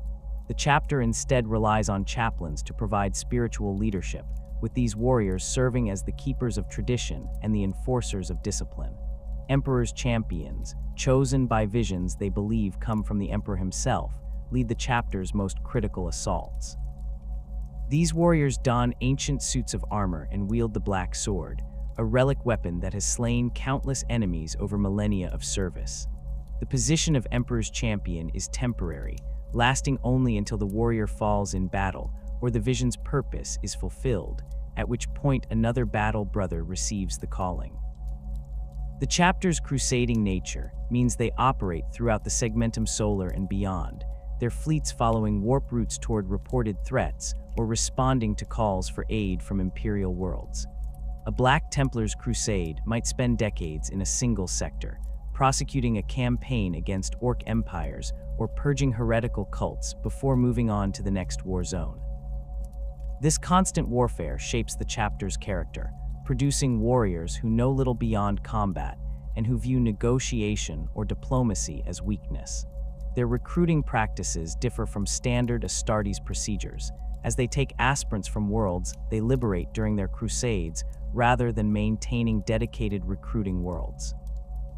These young warriors join the chapter as neophytes, fighting alongside full battle brothers in combat before receiving all their gene seed implants, a practice that violates Codex doctrine, but which the Black Templars consider superior for testing their recruits' worthiness. The Crimson Fists maintain their fortress monastery on Rin's world in the Loki sector, operating from a more traditional base compared to their parent chapter's mobile fortress. The chapter gained renown during the Great Crusade for their role in numerous compliance actions, their tactical flexibility and aggressive assault doctrine making them valuable assets for the Imperial war machine. The chapter's heraldry, a crimson gauntlet on a blue field, commemorates an incident during the Crusade when their Primarch Rogel Dorn bloodied his hand while making a point during a council of war. The Crimson Fists inherited their parent legion's expertise in siege warfare, but developed their own specializations in rapid assault and combined arms tactics that leveraged their relatively small numbers for maximum effect. Disaster struck the Crimson Fists when an Orc Wagog invaded Rin's world, and a catastrophic accident destroyed much of their fortress monastery. A missile that should have launched at the Orc fleet instead detonated inside the fortress, killing hundreds of battle brothers and destroying irreplaceable gene seed stocks. The chapter's survivors, led by Chapter Master Pedro Cantor, fought a desperate campaign to defend Rin's world's remaining population centers against overwhelming Orc numbers. The Crimson Fists conducted a fighting withdrawal to the planetary capital of New Rin City, where they organized the defense alongside Imperial Guard regiments and civilian militia. The siege lasted months, with the defenders holding against constant Orc assaults while their ammunition and supplies dwindled. The chapter's near destruction forced them to rebuild from a drastically reduced strength, recruiting heavily from Rin's world survivors and accepting aid from their fellow Imperial Fist successors. The process of rebuilding took decades, during which the Crimson Fists operated at far below normal chapter strength. This experience shaped the chapter's character, reinforcing their determination and their bond with the people of Rin's world, who had fought beside them during their darkest hour. The chapter now maintains an even closer relationship with their homeworld's population than before the disaster, viewing the civilians not merely as recruiting stock, but as comrades who proved their worth in battle. The Grey Knights occupy a position entirely separate from standard Space Marine chapters, their existence known only to the highest levels of Imperial authority, and their purpose focused exclusively on combating demonic incursions. The chapter operates from a fortress monastery buried beneath the surface of Titan, Saturn's largest moon, where they train and equip warriors specifically designed to fight the demonic entities that emerge from the warp. Every Grey Knight is a psyker, recruited from among the most stable and powerful psychic individuals identified by the Black Ship's tireless work. The chapter's gene seed derives directly from the Emperor himself rather than from a Primarch, making each Grey Knight a unique creation whose genetic heritage provides enhanced resistance to chaos corruption. The fortress monastery on Titan contains facilities that dwarf those of conventional chapters, reflecting the Grey Knight's specialized role and the resources the Imperium dedicates to maintaining this demon-hunting force. Training facilities occupy entire caverns carved from Titan's frozen interior, where aspirants learn to channel their psychic powers while maintaining the mental discipline required to resist demonic influence. The chapter's librarians, who hold positions of authority rather than serving as support personnel, teach techniques for banishing demons and for protecting one's mind from the predations of warp entities. The training process takes decades and claims many aspirants who prove unable to master the required skills or whose minds break under the strain of constant psychic exercise. The Grey Knight's equipment incorporates the finest technology the Imperium can provide, with each Battle Brothers armor hand crafted by master artificers and inscribed with protective wards that cause physical pain to demons. Their nemesis Force weapons channel psychic energy through blessed materials, creating blades that can disrupt the essence of warp entities and banish them back to the Immaterium. Storm bolters loaded with psychantically charged ammunition provide ranged firepower capable of harming demons that would ignore conventional weapons. The chapter maintains its own fleet of strike cruisers and support vessels, all equipped with the best warp drives and gellar fields available to minimize the risks of warp travel for warriors whose psychic signatures attract demonic attention. The chapter's organization differs significantly from Codex-compliant chapters, reflecting their specialized mission and small size. The Grey Knights number approximately 1,000 battle brothers at full strength, organized into brotherhoods rather than companies. Each brotherhood specializes in specific aspects of demon hunting, from the Purifier Brotherhood that focuses on cleansing possessed individuals and locations to the Paladin Brotherhood composed of the chapter's most experienced warriors. The Paladins serve as bodyguards to the Grand Masters who lead the chapter, their combat prowess and psychic might making them capable of confronting greater demons in single combat. The Prognosticars, librarians who specialize in divination, attempt to predict where demonic incursions will occur, allowing the chapter to deploy forces preemptively rather than merely responding to manifestations after they occur. The Grey Knight's authority extends beyond normal chapter prerogatives, as they can requisition any Imperial asset they deem necessary for combating demonic threats. This authority, granted by the Inquisition's Ordo Malleus and backed by the High Lords of Terra, allows them to commandeer naval vessels, Imperial Guard regiments, or even other Space Marine forces when situations demand it. Few Imperial commanders dare refuse Grey Knight's requests, as the chapter's reputation and the backing of the Inquisition make resistance both dangerous and potentially heretical. The chapter exercises this authority carefully, recognizing that overreach could generate political opposition that might limit their effectiveness, but they do not hesitate to seize whatever resources they require when facing major demonic incursions. The relationship between the Grey Knights and the Ordo Malleus remains complex, with the chapter serving as the military arm of Inquisitors who specialize in combating demonic threats while maintaining substantial operational independence. Grey Knight commanders can refuse inquisitorial requests they judge tactically unsound, and the chapter's Grand Masters participate in high-level strategic planning regarding the Imperium's response to major demonic manifestations. The chapter's relatively small size means they cannot respond to every demon sighting across the galaxy, forcing them to prioritize the most serious threats. Situations where greater demons manifest in real space, or where chaos forces threaten to establish permanent warp rifts receive immediate attention, while lesser demonic manifestations must be handled by conventional forces or inquisitorial kill teams. The Blood Angels maintain their fortress monastery on Baal, a desert world located near the border between Segmentum Solar and Segmentum Ultima. This positioning places them at the edge of the Segmentum's authority, though they maintain strong ties to Terra and regularly operate throughout the solar region. The chapter's homeworld consists primarily of radioactive wastes, the legacy of ancient wars that devastated the planet during the Age of Strife. The population survives in scattered tribes that wage constant warfare against mutant creatures and each other, their harsh existence producing warriors tough enough to survive the Blood Angels' brutal selection trials.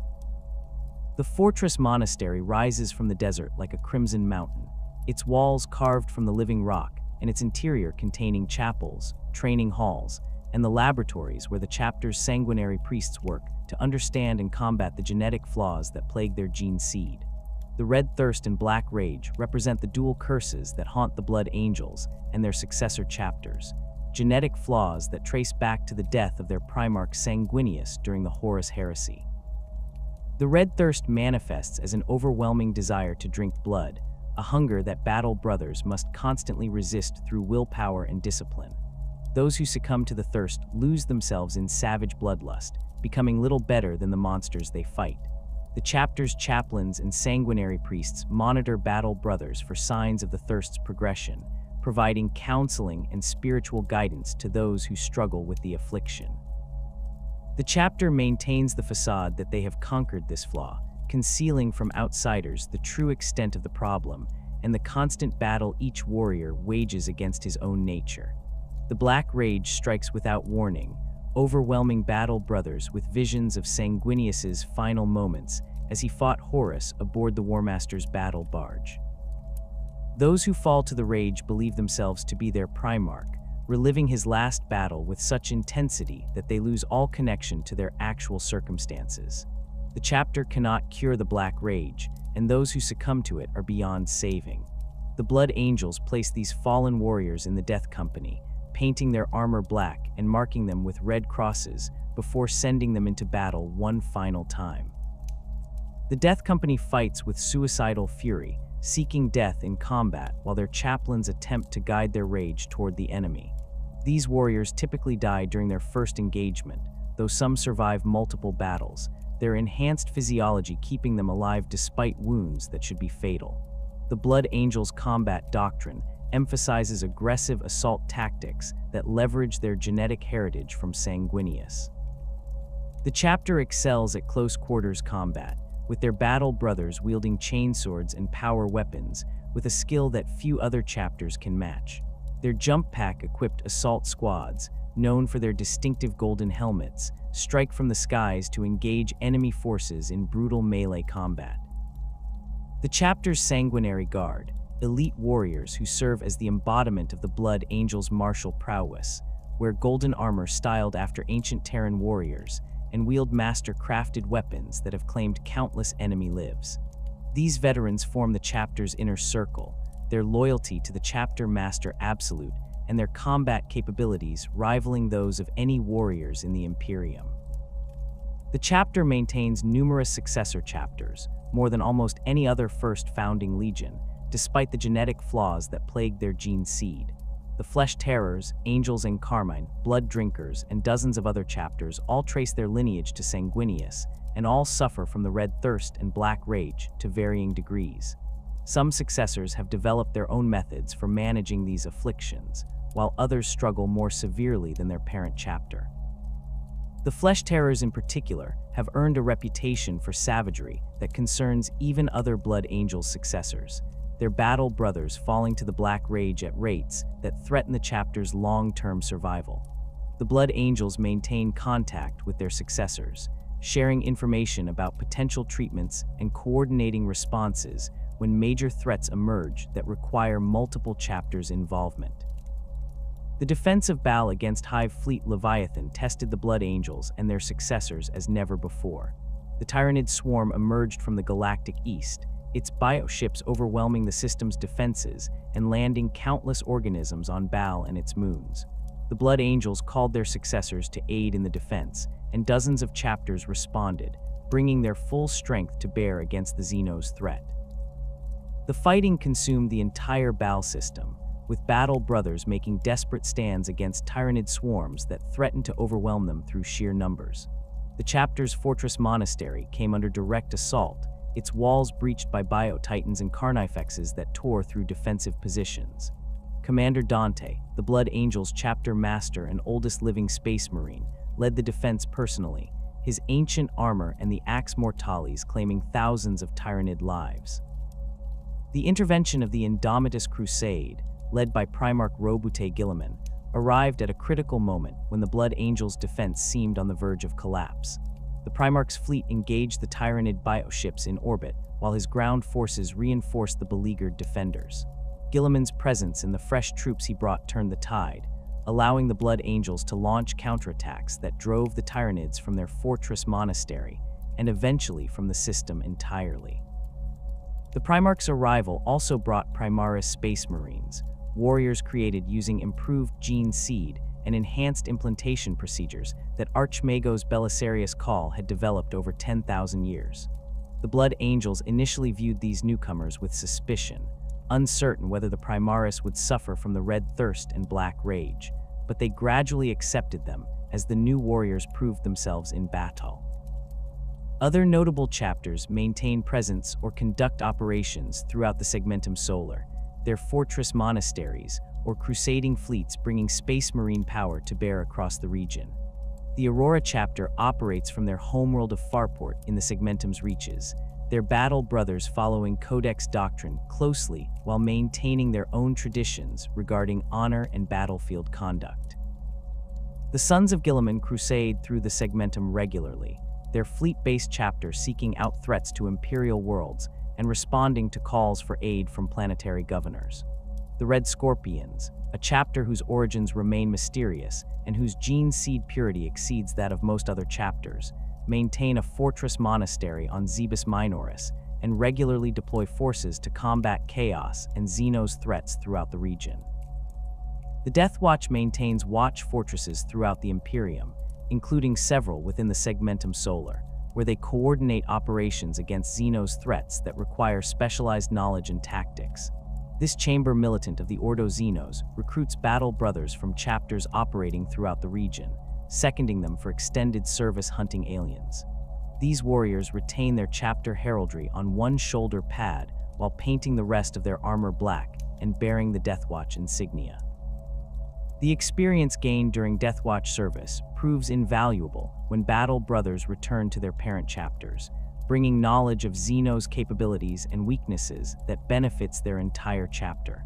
The Watch fortresses serve as bases for kill teams that deploy against specific Xenos threats, from Genestealer cult uprisings to Orc warbands to Eldar Corsair raids.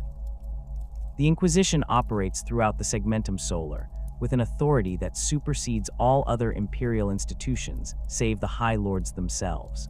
The concentration of inquisitorial resources within the Segmentum reflects both the strategic importance of humanity's heartland and the reality that corruption, heresy, and Xenos infiltration pose constant threats even in the Imperium's most heavily defended territories. The three major Ordos maintain extensive networks of agents, fortresses, and support infrastructure throughout the region, their operations ranging from subtle investigations that take decades to complete to sudden purges that consume entire hive cities in fire and blood. The proximity to Terra means that Inquisitors operating in the Segmentum Solar face intense scrutiny from their peers and from the High Lords, as failures or excesses in the Emperor's backyard carry political consequences that might be overlooked in distant frontier regions. The Ordo Hereticus maintains its greatest concentration of resources within the Segmentum Solar, reflecting the reality that heresy and mutation threaten the Imperium from within as much as external enemies threaten it from without. The Ordo's fortress citadels dot the Segmentum, from minor installations housing individual Inquisitors and their retinues to massive complexes that serve as regional headquarters coordinating operations across multiple sectors. The Bastion Inviolate on Scintilla serves as one such major facility, its interrogation chambers and holding cells containing thousands of suspected heretics awaiting judgment. The fortress extends deep underground, with levels dedicated to specific types of investigation and detention. The upper levels house administrative facilities where inquisitorial staff process intelligence, reports, and coordinate with other Imperial organizations. The middle levels contain interrogation suites equipped with everything from simple restraints to mind probe devices that can extract information directly from a subject's brain, though such procedures often leave the subject dead or permanently damaged. The lower levels of Hereticus fortresses contain the most dangerous prisoners, individuals whose knowledge or abilities make them too valuable to execute immediately, but too dangerous to hold in conventional facilities. Rogue psychers, cult leaders, and captured chaos sorcerers occupy cells designed to suppress their powers and prevent escape. These detention areas incorporate null field generators that create zones of psychic deadness, causing intense discomfort to psychers while rendering their abilities useless. Pariah guards, those rare individuals born with the null gene that makes them anathema to psychers and demons alike, patrol these sections. Their presence causes nausea and unease in normal humans, but their immunity to psychic powers makes them ideal for guarding dangerous prisoners. The Ordo Hereticus works closely with the Adeptus Ministorum, as both organizations share responsibility for maintaining the Imperial Creed's purity and suppressing deviant beliefs. This relationship creates tensions, as Inquisitors answer only to their own hierarchy, while ecclesiarchy officials expect deference to their religious authority. Conflicts arise regularly when Hereticus Inquisitors investigate corruption within the Ministorum itself, their authority to examine even cardinals and high-ranking priests clashing with the ecclesiarchy's institutional pride. The Adepta Sororitas serve as the Ordo Hereticus's chamber militant, their order's militant providing military support for major operations. The relationship between individual Inquisitors and the Sororitas forces assigned to them varies widely, with some Inquisitors treating the Battle Sisters as mere tools, while others develop genuine respect for their faith and combat capabilities. Major purges conducted by the Ordo Hereticus within the Segmentum Solar have shaped entire sectors' histories.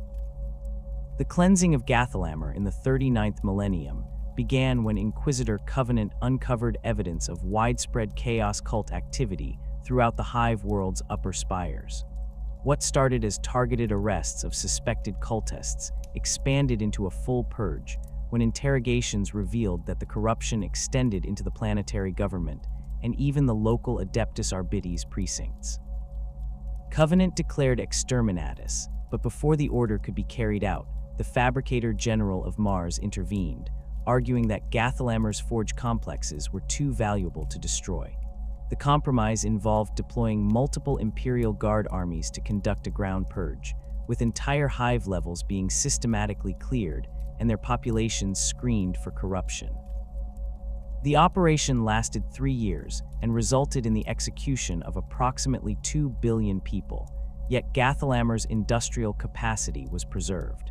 The plague of unbelief in the 36th millennium tested the Ordo Hereticus as never before, when the corrupt High Lord Goge Vandar's reign created conditions that allowed heresy to flourish throughout the Imperium.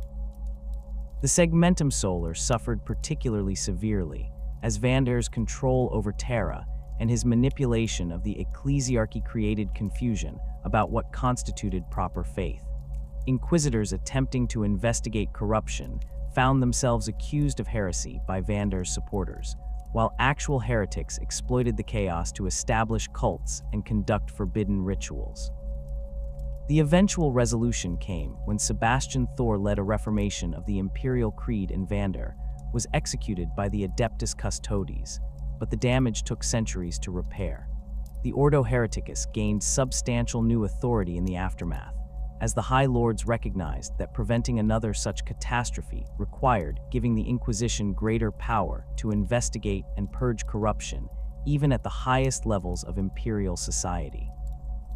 The Ordo Xenos operates throughout the Segmentum Solar, with a focus on preventing alien infiltration and eliminating Xenos threats before they can establish footholds in humanity's heartland.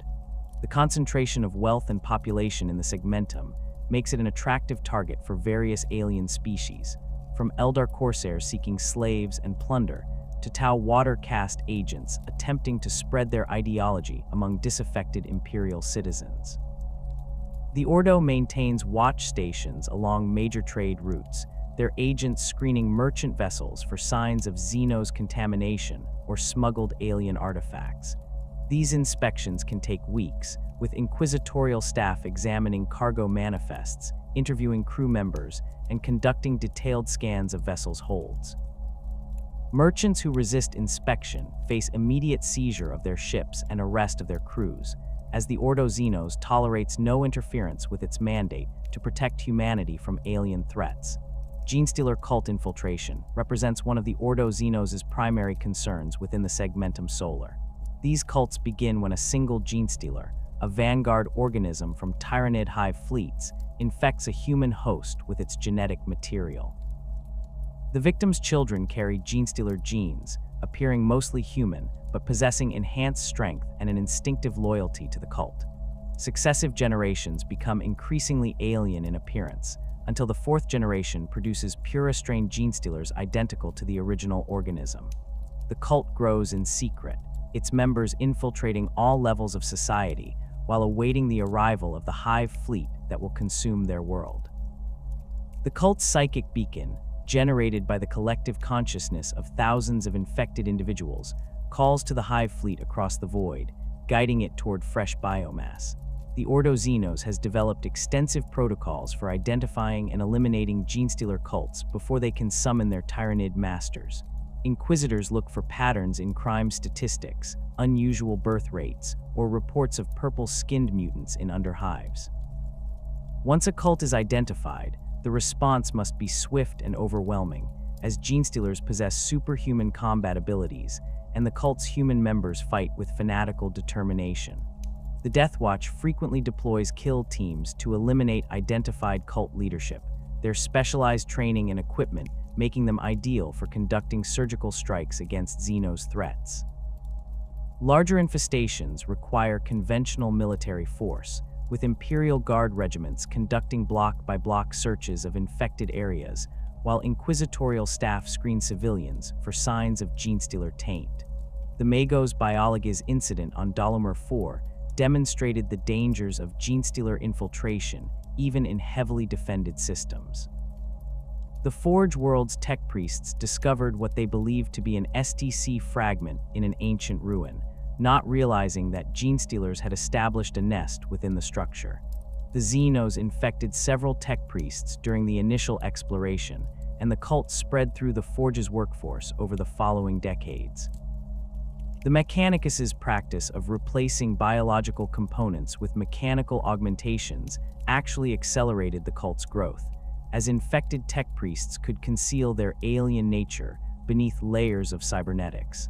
The cult only came to light when a visiting Inquisitor noticed statistical anomalies in the Forge's production reports and launched an investigation.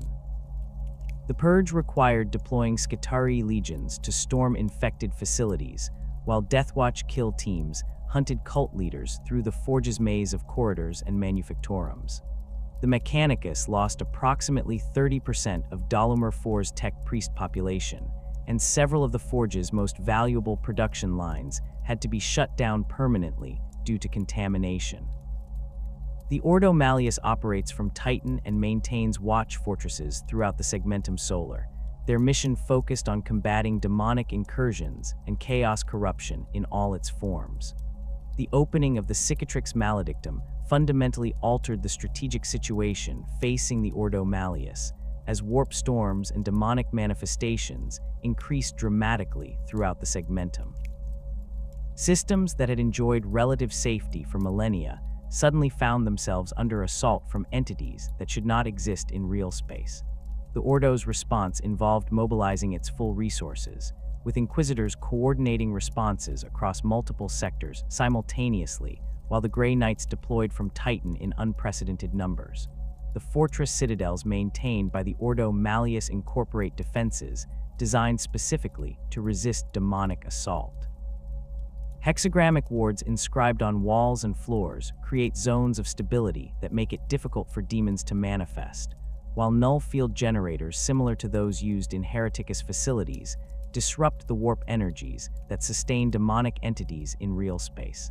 The fortress's armories contain weapons blessed by the most powerful psychers available, their ammunition consecrated through rituals that take months to complete. Force weapons, power weapons infused with psychically reactive materials, can disrupt a demon's essence and banish it back to the warp. Psy-cannons, heavy weapons that fire bolts of psychically charged energy, provide firepower capable of harming even greater demons. The Ordo maintains stocks of these specialized weapons at its fortresses, ensuring that rapid response teams can deploy fully equipped to combat demonic threats. The relationship between the Ordo Malleus and the Grey Knights remains closer than the connections between other Ordos and their chambers militant. Grey Knight commanders regularly consult with senior Inquisitors regarding strategic priorities and the allocation of the chapter's limited resources. The chapter's prognosticars, librarians who specialize in divination, work with inquisitorial savants to identify patterns that might indicate impending demonic incursions. This collaboration allows the Imperium to deploy forces preemptively in some cases, positioning Grey Knight's strike forces where demonic manifestations are predicted to occur. The accuracy of these predictions varies, as the warp's chaotic nature makes it difficult to forecast specific events, but even partial success in anticipating demon activity provides significant tactical advantages. The political divisions within the Inquisition itself create additional complexity in the organization's operations throughout the Segmentum Solar. The fundamental philosophical split between Puritans and Radicals shapes how individual Inquisitors approach their duties and what methods they consider acceptable in pursuing the Imperium's enemies. Puritans adhere strictly to established doctrine, viewing any deviation from approved practices as potentially heretical. They refuse to employ Xeno's mercenaries, will not study chaos artifacts except to identify them for destruction, and execute suspected heretics without attempting to understand their motivations. Radical Inquisitors argue that defeating the Imperium's enemies requires understanding them, and that the Inquisition's authority includes the right to use any tools necessary to protect humanity, even if those tools would be forbidden to lesser Imperial servants. The spectrum between these extremes contains numerous subfactions with their own specific beliefs and practices. Amalathians believe that the emperors will manifest through the Imperium's existing institutions, and that the Inquisition's role involves preserving the status quo against forces that would disrupt it. Thorians seek to resurrect the Emperor by identifying individuals whose souls might serve as vessels for his consciousness, conducting research into reincarnation and possession that many other Inquisitors consider dangerously close to heresy. Recongregators believe the Imperium has become corrupt and stagnant, arguing that only through controlled revolution can humanity's empire be renewed. Xanthites study chaos itself, seeking to understand demonic powers and how they might be turned against the Imperium's enemies, a practice that most Puritans view as inevitable corruption. These philosophical divisions occasionally erupt into open conflict, with Inquisitors declaring each other excommunicate traitores and mobilizing their resources for warfare against their former colleagues. The Segmentum Solar has witnessed several such conflicts, as the concentration of inquisitorial resources in the region means that factional disputes can escalate quickly. The Gethsemane incident in the 41st millennium began when Inquisitor Gallic Rensar Valinov of the Ordo Malleus accused fellow Inquisitor Helding of trafficking in chaos artifacts and conducting forbidden research into demonic possession. Valinov gathered evidence over decades, building a case that he presented to a conclave of senior Inquisitors on Scintilla. Helding responded by producing his own evidence, suggesting that Valinov had been compromised by a demon and was conducting a vendetta based on false accusations planted by chaos forces. The resulting conflict drew in dozens of Inquisitors and their retinues, with some supporting Valinov's accusations, while others defended Helding's research as falling within acceptable radical practices. The dispute escalated when Valinov attempted to arrest Helding by force, leading to a firefight in Scintilla's Tricorn Palace that killed several inquisitorial staff and damaged portions of the facility. The conclave eventually ruled in Valinov's favor, declaring Helding excommunicate traitores and authorizing his execution. Helding fled into the Calixis sector with his remaining supporters, and Valinov spent the next decade hunting him through dozens of systems before finally cornering and killing him on a dead world in the Coronis Expanse.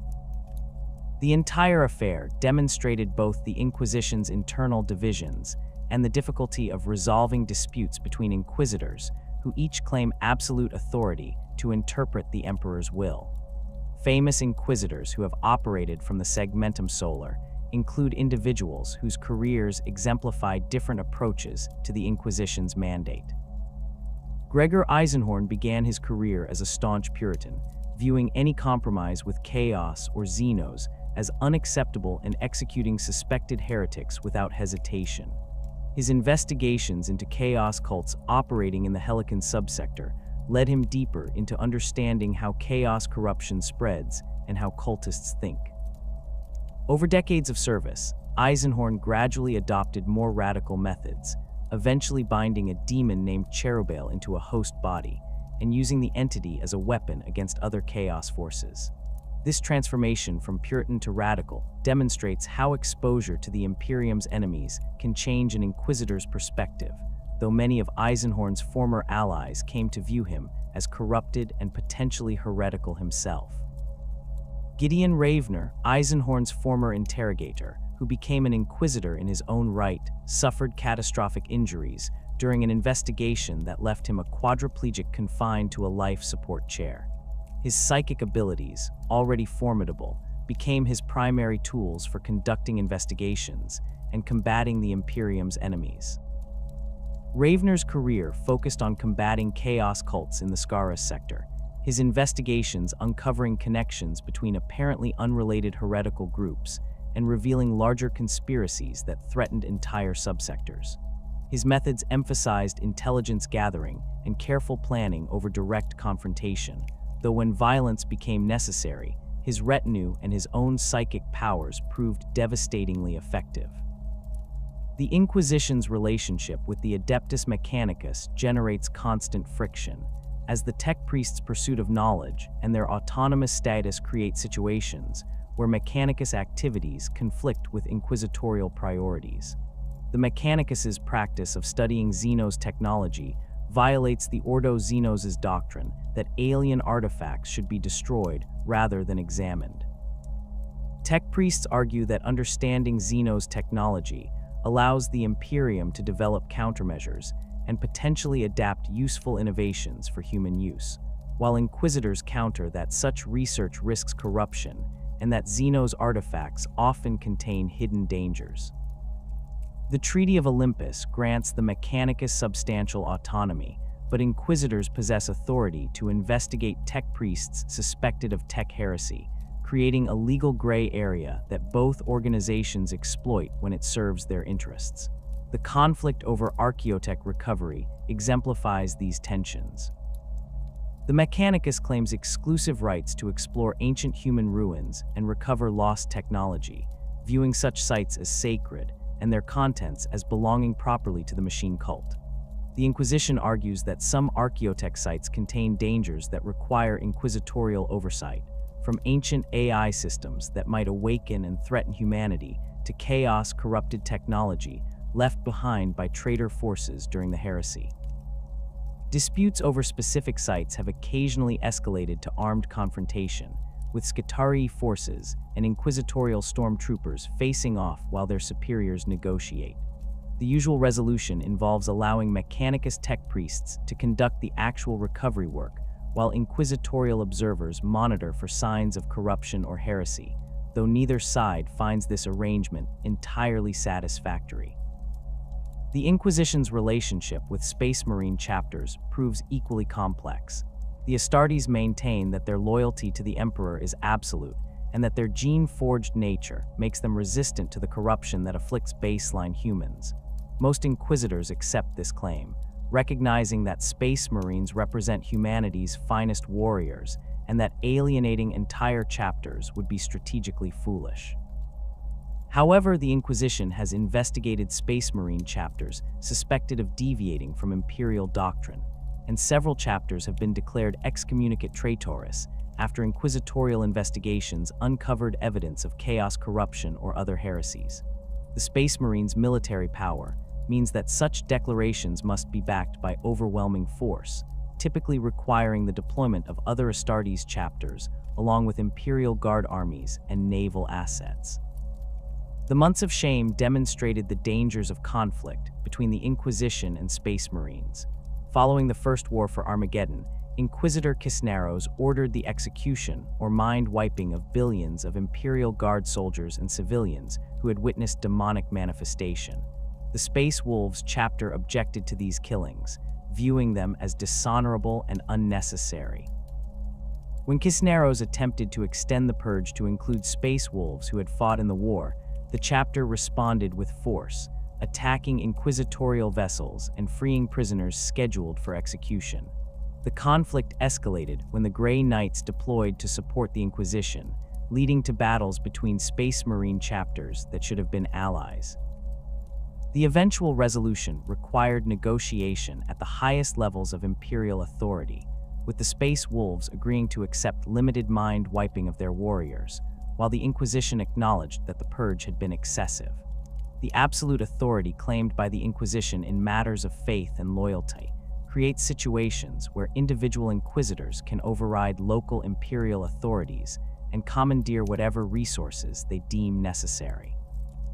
This authority derives from the Inquisition's founding mandate, granted by the Emperor himself in the aftermath of the Horus Heresy, to root out heresy and corruption wherever it might be found. An inquisitor investigating suspected heresy can requisition Imperial Guard regiments, demand access to classified information, or even order the execution of planetary governors if evidence suggests their complicity in heresy. This power makes the Inquisition simultaneously one of the Imperium's most valuable assets and one of its most dangerous institutions, as individual inquisitors' judgment determines how this authority is exercised. The checks on inquisitorial power remain largely internal, with senior inquisitors reviewing their colleagues' actions and conclaves, adjudicating disputes, or investigating accusations of abuse. The High Lords of Terra can theoretically overrule inquisitorial decisions, but they rarely do so, as the Inquisition's independence serves important purposes in maintaining the Imperium's security. The presence of multiple inquisitors with overlapping jurisdictions provides some limitation on individual power, as inquisitors who disagree with a colleague's actions can launch their own investigations or present contrary evidence to conclaves. The system functions through a combination of institutional tradition, peer pressure, and the genuine dedication of most inquisitors to protecting humanity, though individual cases of abuse or corruption occur regularly enough to generate ongoing concern about the organization's accountability. The Segmentum Solar faces threats from enemies both external and internal, a reality that shapes every aspect of how the Imperium defends its heartland.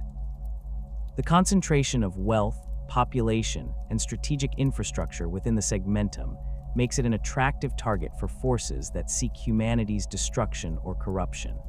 The proximity to Terra means that security failures in the region carry consequences far beyond local losses, potentially threatening the Emperor's throne world itself and undermining the Imperium's ability to project power across the galaxy. The constant vigilance required to maintain security across thousands of systems strains Imperial resources and creates opportunities for enemies to exploit gaps in coverage or moments of weakness when forces deploy elsewhere to address emerging crises. Chaos cult infiltration within the Segmentum Solar represents one of the most persistent and dangerous internal threats facing Imperial authorities. The Segmentum's dense population provides countless potential recruits for cults dedicated to the ruinous powers, from disaffected hive workers seeking meaning in their miserable lives to corrupt nobles pursuing forbidden power. The cults operate in secrecy, their members concealing their true allegiances while working to undermine Imperial authority and spread corruption through society. A successful cult can operate for decades or even centuries before detection, gradually expanding its influence and preparing for the moment when it can reveal itself and attempt to summon demonic forces or trigger uprisings that destabilize entire systems. The challenge of rooting out heresy so close to Terra creates immense pressure on the organizations responsible for maintaining ideological purity. The Adeptus Archives conduct regular sweeps through Hive Undercities, searching for signs of cult activity and arresting suspected heretics for interrogation. These operations rarely capture cult leadership, as experienced cult masters maintain multiple layers of separation between themselves and the rank and file members who conduct recruitment and perform rituals.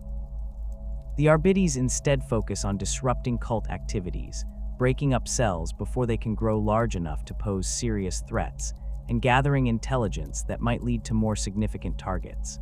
The arrested cultists face brutal interrogation, their minds probed for information about their organization's structure and goals before they receive summary execution or consignment to penal legions. The Ordo Hereticus maintains networks of informants throughout the Segmentum's major population centers, paying agents to report suspicious behavior and infiltrating suspected cult organizations with their own operatives. These intelligence operations produce vast amounts of data that inquisitorial staff must analyze to identify genuine threats among the noise of false reports and mundane criminal activity. The process takes time and resources that the Inquisition cannot always spare, creating situations where cults grow unchecked because investigators focus on more immediate threats.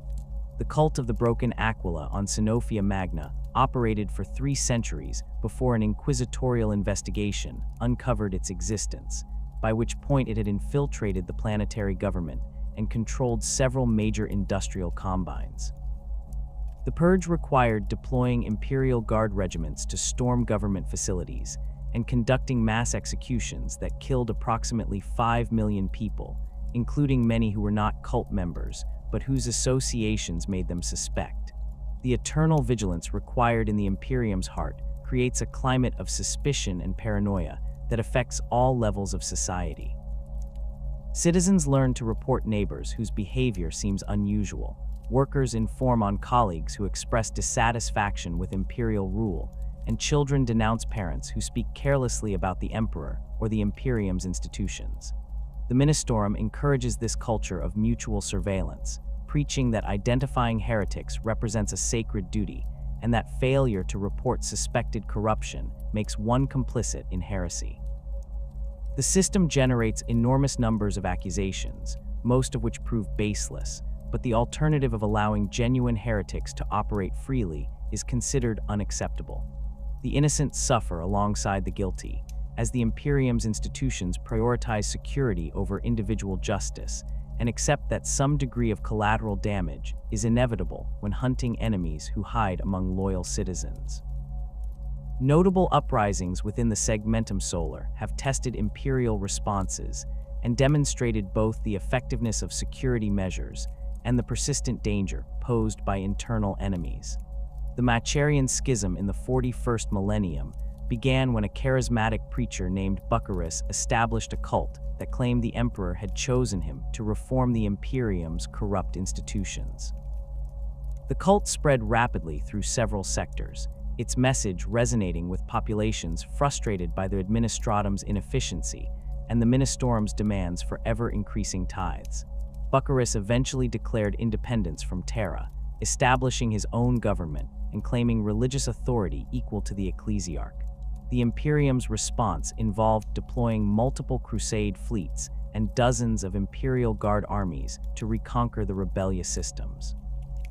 The fighting lasted 7 years and resulted in the devastation of several major worlds, their populations reduced to fractions of pre-war levels through combat, purges, and the famines that followed the disruption of food production and distribution networks. The War of the False Primarch in the 33rd millennium remains shrouded in mystery, as most records of the conflict were sealed or destroyed by order of the High Lords.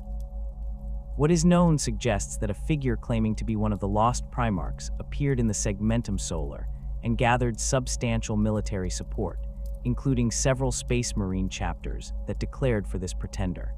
The Imperium mobilized massive forces to suppress the rebellion, with loyalist Space Marine chapters engaging their traitorous brothers in battles that devastated entire systems. The conflict's resolution involved the complete destruction of several chapters and the expunging of their names from Imperial records, while surviving loyalist forces received orders to never speak of the events. The thoroughness of the cover-up suggests that the threat posed by the false Primarch exceeded what official sources acknowledge, and that the High Lords feared knowledge of the conflict might inspire similar rebellions. Xeno's threats to the Segmentum Solar take multiple forms, from massive invasions that threaten entire sectors to subtle infiltration that undermines Imperial authority without triggering immediate military responses.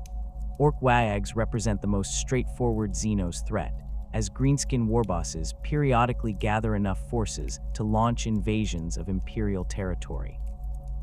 The Orcs' crude but effective technology and their ability to reproduce rapidly through spores make them persistent enemies who return repeatedly even after suffering devastating defeats. The three wars for Armageddon under Gazkul Mag Uruk Thraka demonstrated both the scale of threat that a sufficiently powerful warboss can pose and the Imperium's capacity to mobilize overwhelming force when critical systems come under attack. The first war for Armageddon occurred in the 40th millennium when Gazkul led a Wayag that emerged from the Golgotha sector and struck at Armageddon with millions of Orc warriors aboard hundreds of ramshackle spacecraft.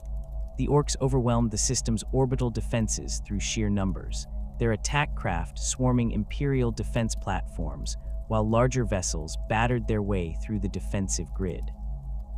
The Greenskins established landing zones across Armageddon's surface, their crude but effective drop pods and assault boats delivering waves of boys who immediately began fortifying positions and constructing the ramshackle structures that Orcs favor.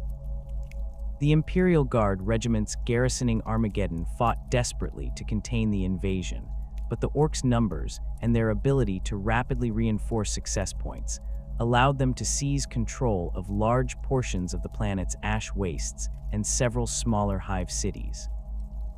The Imperium's response involved deploying reinforcements from across the Segmentum, with troop transports carrying dozens of Imperial Guard regiments toward Armageddon, while Space Marine chapters dispatched companies to join the fighting.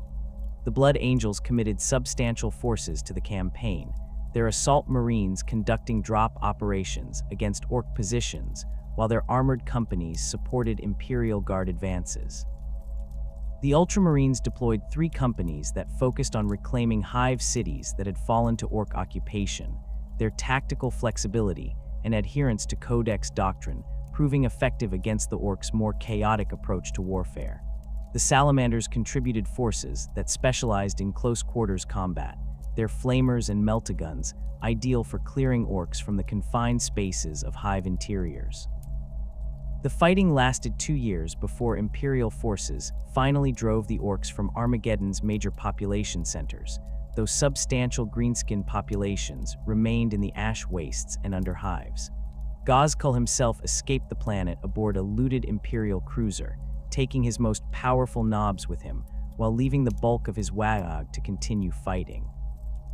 The Imperial forces conducted extensive mop-up operations for years afterward, hunting down Orc survivors and destroying the spore-producing fungi that would otherwise generate new greenskin populations. The cost in Imperial lives exceeded 50 million soldiers killed and twice that number wounded, while civilian casualties from the fighting and subsequent famines reached into the hundreds of millions. The Second War for Armageddon began 57 years after the first when Gazkul returned with an even larger Wayag, having spent the intervening decades conquering Orc empires and gathering forces from across multiple sectors. The Orc fleet that emerged from the warp near Armageddon dwarfed the force from the First War, with thousands of vessels ranging from crude attack craft to massive space hulks that the Orcs had converted into mobile fortresses. The orbital defenses that had been rebuilt and strengthened after the First War proved inadequate against this overwhelming assault, as Orc vessels absorbed horrific losses while continuing to press forward. The Greenskins landed in even greater numbers than before, their invasion force estimated at over 5 million Orc warriors, along with countless Gretchen slaves and squig beasts. The hive cities became focal points for the fighting, with each one hosting battles involving millions of combatants on both sides. The Orcs employed their characteristic combination of overwhelming numbers and crude but effective firepower, their shootas and big shootas laying down volumes of fire that compensated for poor accuracy through sheer quantity. Orc mobs charged Imperial defensive positions with reckless aggression, their boys shrugging off wounds that would kill humans while swinging choppas and sluggas in brutal melee combat. The Imperial defenders discovered that killing Orcs required either headshots or sufficient damage to destroy vital organs, as greenskin physiology allowed them to continue fighting with injuries that would incapacitate other species. The war's duration stretched to 5 years of continuous combat, with neither side able to achieve decisive victory. The Orcs controlled large portions of Armageddon's surface, but could not break the defenses of the major hive cities, while Imperial forces lacked sufficient strength to drive the Greenskins off the planet entirely. The fighting developed into a grinding attritional struggle, with both sides feeding reinforcements into battles that consumed entire regiments and orc mobs in days or weeks of combat. The ash wastes between hive cities became killing grounds, where armored columns clashed and infantry formations fought for control of strategic positions that changed hands multiple times. Commissar Yarrick emerged as one of the war's most notable Imperial commanders, his tactical acumen and personal courage making him a symbol of resistance against the orc invasion. Yarrick led from the front, his power claw and storm bolter claiming dozens of orc lives, while he coordinated defensive operations across multiple hive cities. The Commissar's confrontation with Ghazghkull himself became legendary, though accounts of exactly what transpired vary. What remains certain is that Yarrick survived the encounter, and Ghazghkull developed a respect for the human commander that was unusual for an orc warboss. The Greenskin leader eventually withdrew from Armageddon again, taking substantial forces with him, while leaving enough orcs behind to ensure continued fighting.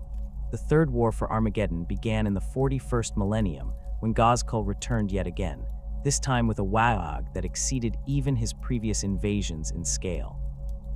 The orc fleet included hundreds of space hulks and thousands of smaller vessels, their arrival triggering immediate mobilization of Imperial forces throughout the Segmentum.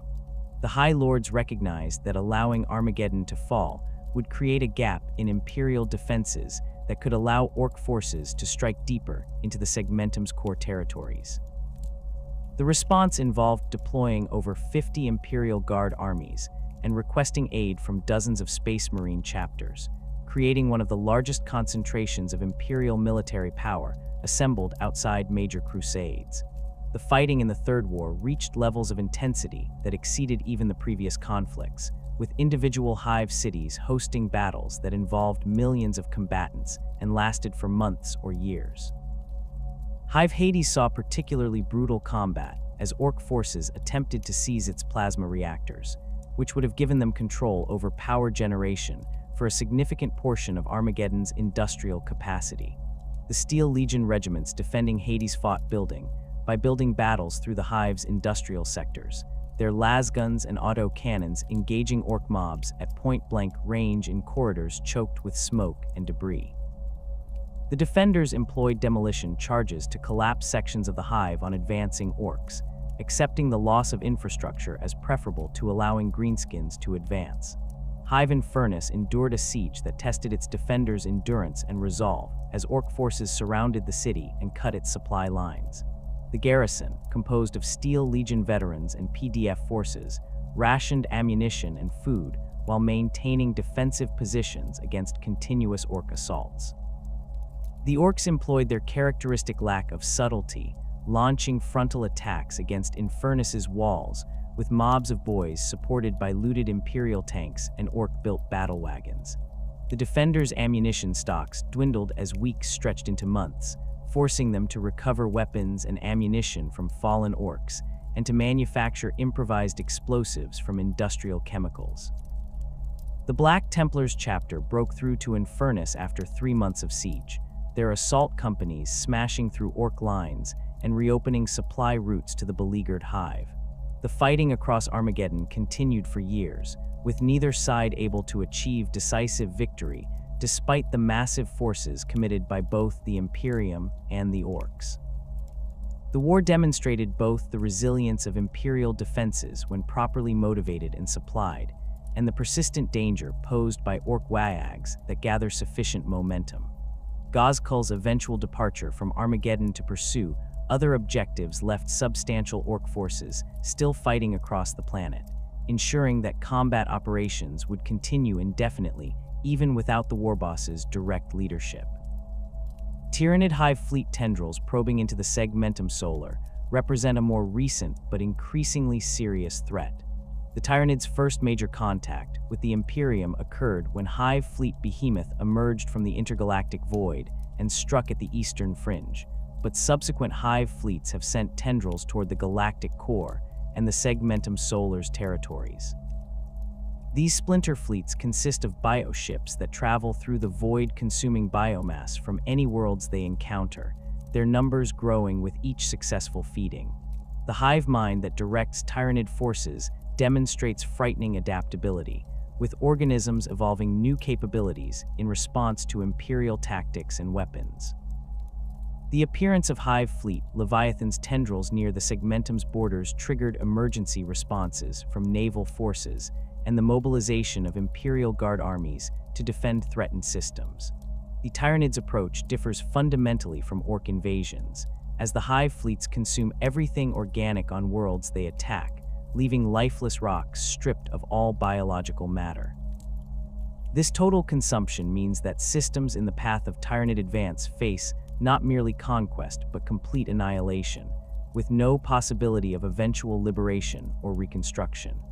The Imperial response to Tyranid threats emphasizes destroying Hive fleet elements before they can make planetfall, as ground combat against Tyranid swarms typically results in horrific casualties even when Imperial forces achieve victory. Naval engagements against Tyranid bioships revealed the aliens' disturbing capabilities and the challenges of combating an enemy that operates according to principles entirely foreign to human warfare. The bioships employ living weapons that spit corrosive projectiles, launch swarms of smaller organisms that attack Imperial vessels' hulls, and generate electromagnetic pulses that disrupt ship systems. The creatures demonstrate coordination that suggests hive mind control, with multiple bioships focusing fire on priority targets and adapting their tactics based on Imperial responses. Imperial naval doctrine against Tyranids emphasizes maintaining distance and using lance weapons to destroy bioships before they can close to boarding range, as Tyranid organisms that breach Imperial vessels' hulls can slaughter crews with terrifying efficiency. Dark Eldar raids from the webway pose a different category of Xenos threat, as these attacks focus on capturing slaves rather than conquest or consumption.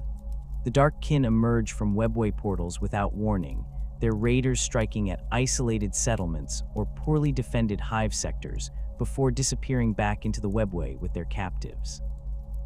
The raid's speed and unpredictability make them difficult to counter, as Imperial forces rarely receive warning before Dark Eldar appear, and the aliens typically complete their objectives and withdraw before reinforcements can arrive. The captives taken in these raids face fates worse than death, as the Dark Eldar torture their slaves to generate the suffering that sustains their immortal lives and protects them from the predations of Slaanesh. The Imperium's response to Dark Eldar raids focuses on hardening potential targets and maintaining rapid response forces that can deploy when raids occur.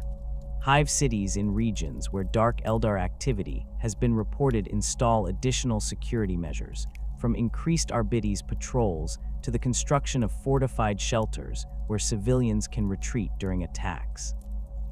The effectiveness of these measures remains limited, as the Dark Eldar possess technology that allows them to bypass most defenses, and their intimate knowledge of the webway means they can strike from unexpected directions. Space Marine chapters occasionally conduct retaliatory raids into Komorra itself, the Dark Eldar's twisted city within the webway, though these operations carry enormous risks and rarely achieve significant results beyond rescuing small numbers of captives and killing Dark Eldar warriors. Internal threats to the Segmentum Solar stability include rebellious governors, secessionist movements, and the constant challenge of maintaining order across billions of worlds with limited enforcement resources. The Imperium's administrative structure grants planetary governors substantial autonomy in managing their world's internal affairs, requiring only that they meet their tithe obligations and maintain loyalty to Terra. This system functions adequately when governors remain loyal and competent, but it creates opportunities for corruption and abuse that can destabilize entire systems. Governors who accumulate too much power or who develop ambitions beyond their station occasionally attempt to establish independent domains, refusing Terra's authority and declaring themselves sovereign rulers. The Imperium's response to such rebellions follows predictable patterns, with the Administratum first attempting to resolve disputes through negotiation and the threat of military force. Governors who persist in their rebellion face invasion by Imperial Guard armies, their worlds subjected to reconquest campaigns that typically result in the governor's execution and the installation of a replacement more amenable to Imperial authority. The scale of force deployed depends on the rebellious world's strategic importance and military strength, ranging from single Imperial Guard regiments for minor worlds to entire Crusade fleets for systems whose defection would threaten regional stability. The reconquest campaigns often devastate the target worlds, as Imperial forces show little concern for minimizing collateral damage when dealing with rebels who have rejected the Emperor's authority. Secessionist movements operate on larger scales than individual rebellious governors, attempting to establish independent political entities that encompass multiple systems or entire sectors. These movements typically emerge in regions where Imperial authority has weakened due to warp storms, Xenos invasions, or administrative neglect. The secessionists argue that Terra cannot effectively govern territories so distant from the throne world, and that local autonomy would better serve their population's interests. The Imperium views such arguments as heresy regardless of their practical merit, as accepting the legitimacy of secession would undermine the fundamental principle of Imperial unity and potentially trigger cascading rebellions across the galaxy. The challenges of maintaining order across billions of worlds strain the Adeptus Archives and other enforcement organizations to their limits. The Archives maintain fortress precincts on major worlds throughout the Segmentum, their judges and enforcers responsible for upholding Imperial law and suppressing threats to public order. The organization operates according to the Lex Imperialis, the legal code that applies throughout Imperial space and supersedes local laws when conflicts arise. Archives judges possess authority to arrest, try, and execute criminals without requiring approval from local authorities, making them simultaneously respected and feared by planetary populations. The Archives focus on crimes that threaten Imperial interests directly, from rebellion and heresy to smuggling and organized criminal activity, while leaving routine law enforcement to local authorities. The Archives' resources remain inadequate for the scale of territory they must police, forcing them to prioritize the most serious threats and to accept that many crimes will go unpunished. A typical fortress precinct houses perhaps a few thousand judges and enforcers responsible for maintaining order on a hive world with billions of inhabitants, an impossible task without cooperation from local law enforcement and the implicit threat that serious disturbances will trigger overwhelming responses. The Archives maintain this control through a combination of visible presence in key locations, brutal responses to challenges to their authority, and intelligence networks that identify potential threats before they can develop into serious problems. The Great Rift's impact on the Segmentum Solar fundamentally altered the strategic situation throughout the region, creating new threats and disrupting established patterns of commerce and communication. The Cicatrix Maledictum tore across the galaxy following Caedia's fall, its warp storms and demonic manifestations dividing Imperial space into two distinct regions. The Imperium Sanctus, the half of Imperial space that retained connection to Terra, and the Astronomican's light, encompasses most of the Segmentum Solar's core territories. The Imperium Nihilus, cut off from Terra's guidance and plunged into darkness, includes the Segmentum's eastern reaches and systems that previously enjoyed regular contact with the throne world. The return of Robute Guilliman in the 41st millennium sent shockwaves through the Segmentum Solar and the wider Imperium. The Primarch of the Ultramarines had lain in stasis for 10,000 years after suffering a mortal wound from his traitorous brother Fulgrim, preserved in a stasis field on Ma Crag, while the Imperium descended into the bureaucratic nightmare he had sought to prevent through his Codex Astartes. The Inari, a faction of Eldari seeking to awaken their god of death, brought the Primarch back to consciousness using their arcane powers, healing his injuries and restoring him to life. Guilliman's first actions upon awakening involved securing Ma Crag and then making the perilous journey to Terra, fighting through warp storms and chaos forces that sought to prevent his return to the throne world. His arrival at the Imperial Palace triggered a political crisis among the High Lords of Terra. These individuals had ruled the Imperium for millennia in the Emperor's name, their authority derived from tradition and institutional power rather than any direct mandate from the master of mankind. Guilliman's status as the Emperor's son and his appointment as Lord Commander of the Imperium during the Great Crusade gave him legal authority that superseded the High Lords entirely, yet many of them initially refused to acknowledge his right to command them. The Primarch's meeting with the Emperor, conducted in the throne room where only the Adeptus Custodes normally ventured, resolved any questions about his legitimacy.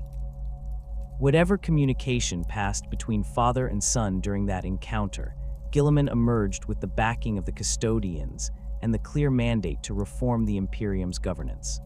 The Primarch's horror at the state of the Imperium became apparent as he reviewed reports from across the galaxy and witnessed firsthand how his father's realm had deteriorated. The Administratum's bureaucratic inefficiency offended his sense of order and proper governance, with its endless layers of redundant offices and its inability to process information or respond to crises in reasonable timeframes. The ecclesiarchy's worship of the Emperor as a god particularly disturbed Guilliman, as he remembered the imperial truth that his father had championed during the Great Crusade, the doctrine that rejected religion and superstition in favor of reason and science. The sight of billions worshipping the Emperor in massive cathedrals while living in squalor and ignorance represented everything the Great Crusade had fought to eliminate. Yet Guilliman recognized that dismantling the imperial creed would trigger civil war, as the faith had become too deeply embedded in imperial culture to simply abolish. His reforms to the Administratum focused on streamlining decision-making processes and improving communication between Terra and distant sectors. The Primarch established new oversight committees tasked with identifying redundant offices and consolidating their functions, though the bureaucracy's size and institutional inertia meant that progress came slowly. He mandated regular reviews of tithe assessments to ensure that worlds were not being taxed beyond their capacity to pay, recognizing that the Administratum's practice of automatically increasing tithes, regardless of local conditions, had pushed many systems to the breaking point. The reforms met resistance from entrenched interests who benefited from the existing system's inefficiencies, but Guilliman's authority and his willingness to remove obstructionist officials gradually overcame opposition. The military reorganization that Guilliman implemented drew heavily on his experience commanding the 13th Legion during the Great Crusade. He recognized that the Imperium faced threats on every front simultaneously, requiring a coordinated response rather than the piecemeal deployments that had characterized imperial military strategy for millennia. The Primarch consolidated command structures, establishing clear chains of authority and ensuring that forces deployed to major war zones operated under unified command rather than the fractured arrangements where Imperial Guard, Space Marines, and naval forces often worked at cross purposes. He also addressed the chronic shortage of equipment and supplies that plagued Imperial forces, working with the Mechanicus to increase production of critical items and establishing new supply routes to ensure that frontline units received adequate support. The Indomitus Crusade represented Guilliman's response to the crisis created by the Cicatrix Maledictum's opening. The Primarch gathered the largest military force assembled since the Great Crusade itself, drawing on resources from across the Segmentum Solar and other regions that remained accessible. The Crusade's primary objectives involved stabilizing the Imperium Sanctus, reinforcing critical systems threatened by chaos incursions, and attempting to re-establish contact with the Imperium Nihilus. Guilliman personally led the Crusade's main fleet, his flagship carrying him to war zones across the galaxy, where his presence and tactical genius turned desperate defensive actions into imperial victories. The Crusade deployed in multiple fleet groups that operated semi-independently, each targeting specific regions or threats while maintaining coordination through astropathic communication when possible. The Crusade's impact on the Segmentum Solar proved significant despite the Primarch's focus on distant war zones. Forces marshaled within the Segmentum for the Crusade's initial deployment stripped garrison strengths to dangerous levels, as entire Imperial Guard armies and Space Marine chapters departed for the frontiers. This reduction in available forces created vulnerabilities that enemies attempted to exploit, with orc warbands and chaos cultists launching attacks against targets they would normally have avoided due to heavy Imperial presence. The Adeptus Archives and planetary defense forces struggled to maintain order in the absence of regular military support, leading to increased unrest and several minor uprisings that required brutal suppression. The introduction of Primaris Space Marines represented one of the most controversial aspects of Guilliman's reforms. Archmago's Belisarius Call had worked for 10,000 years on a secret project commissioned by the Primarch before his wounding, developing improved gene seed and new implantation procedures that would create superior space marines. The Primaris Marines stood taller than their firstborn brothers, their enhanced physiology granting them greater strength and resilience. They also received access to new equipment that Call had designed specifically for them, including Mark 10 power armor with improved protection and flexibility, and bolt rifles that combine the range of standard bolters with enhanced stopping power. The deployment of Primaris Marines to chapters operating in the Segmentum Solar began during the Indomitus Crusade, with Guilliman personally delivering these reinforcements to chapters that had suffered heavy casualties or that faced critical battles. The Imperial Fists received substantial numbers of Primaris Marines to replace losses from recent campaigns, their fortress monastery aboard the Phalanx becoming a training ground where Firstborn and Primaris brothers learned to fight alongside each other. The Blood Angels welcomed Primaris reinforcements during the defense of Baal against Hive Fleet Leviathan, though questions remained about whether the new Marines would suffer from the Red Thirst and Black Rage that plagued the chapter's gene seed. The initial evidence suggested that Primaris Marines showed greater resistance to these genetic flaws, though not complete immunity. Tensions between Firstborn and Primaris brothers emerged in many chapters as the new Marines integrated into existing command structures. Some Firstborn viewed the Primaris as untested newcomers who had not earned their place through the trials that traditional Space Marines endured. The Primaris Marines' superior physical capabilities created resentment among warriors who had spent centuries honing their skills, only to see these advantages potentially rendered obsolete by genetic engineering.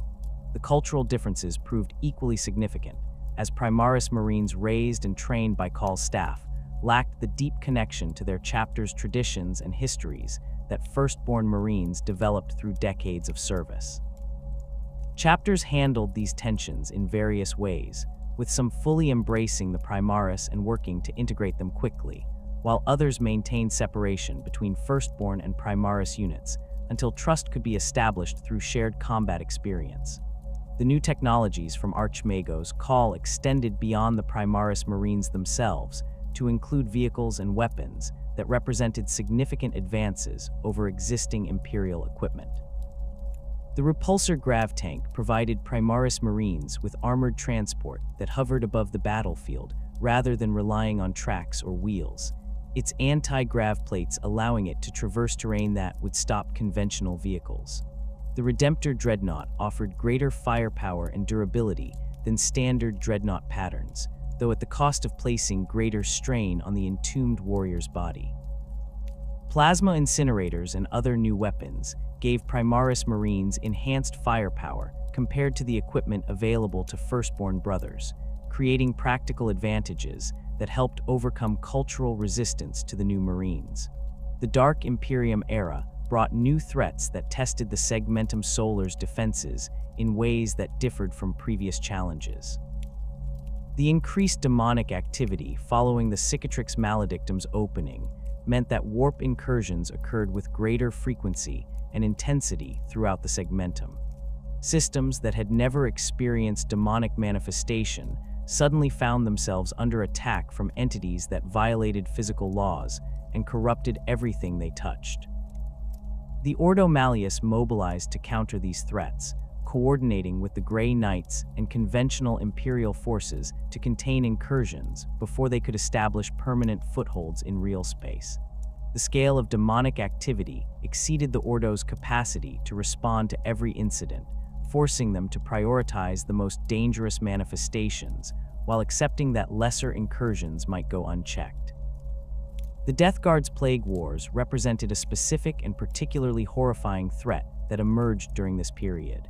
The Traitor Legion, led by their demon Primarch Mortarion, launched campaigns designed to spread Nurgle's plagues throughout Imperial space.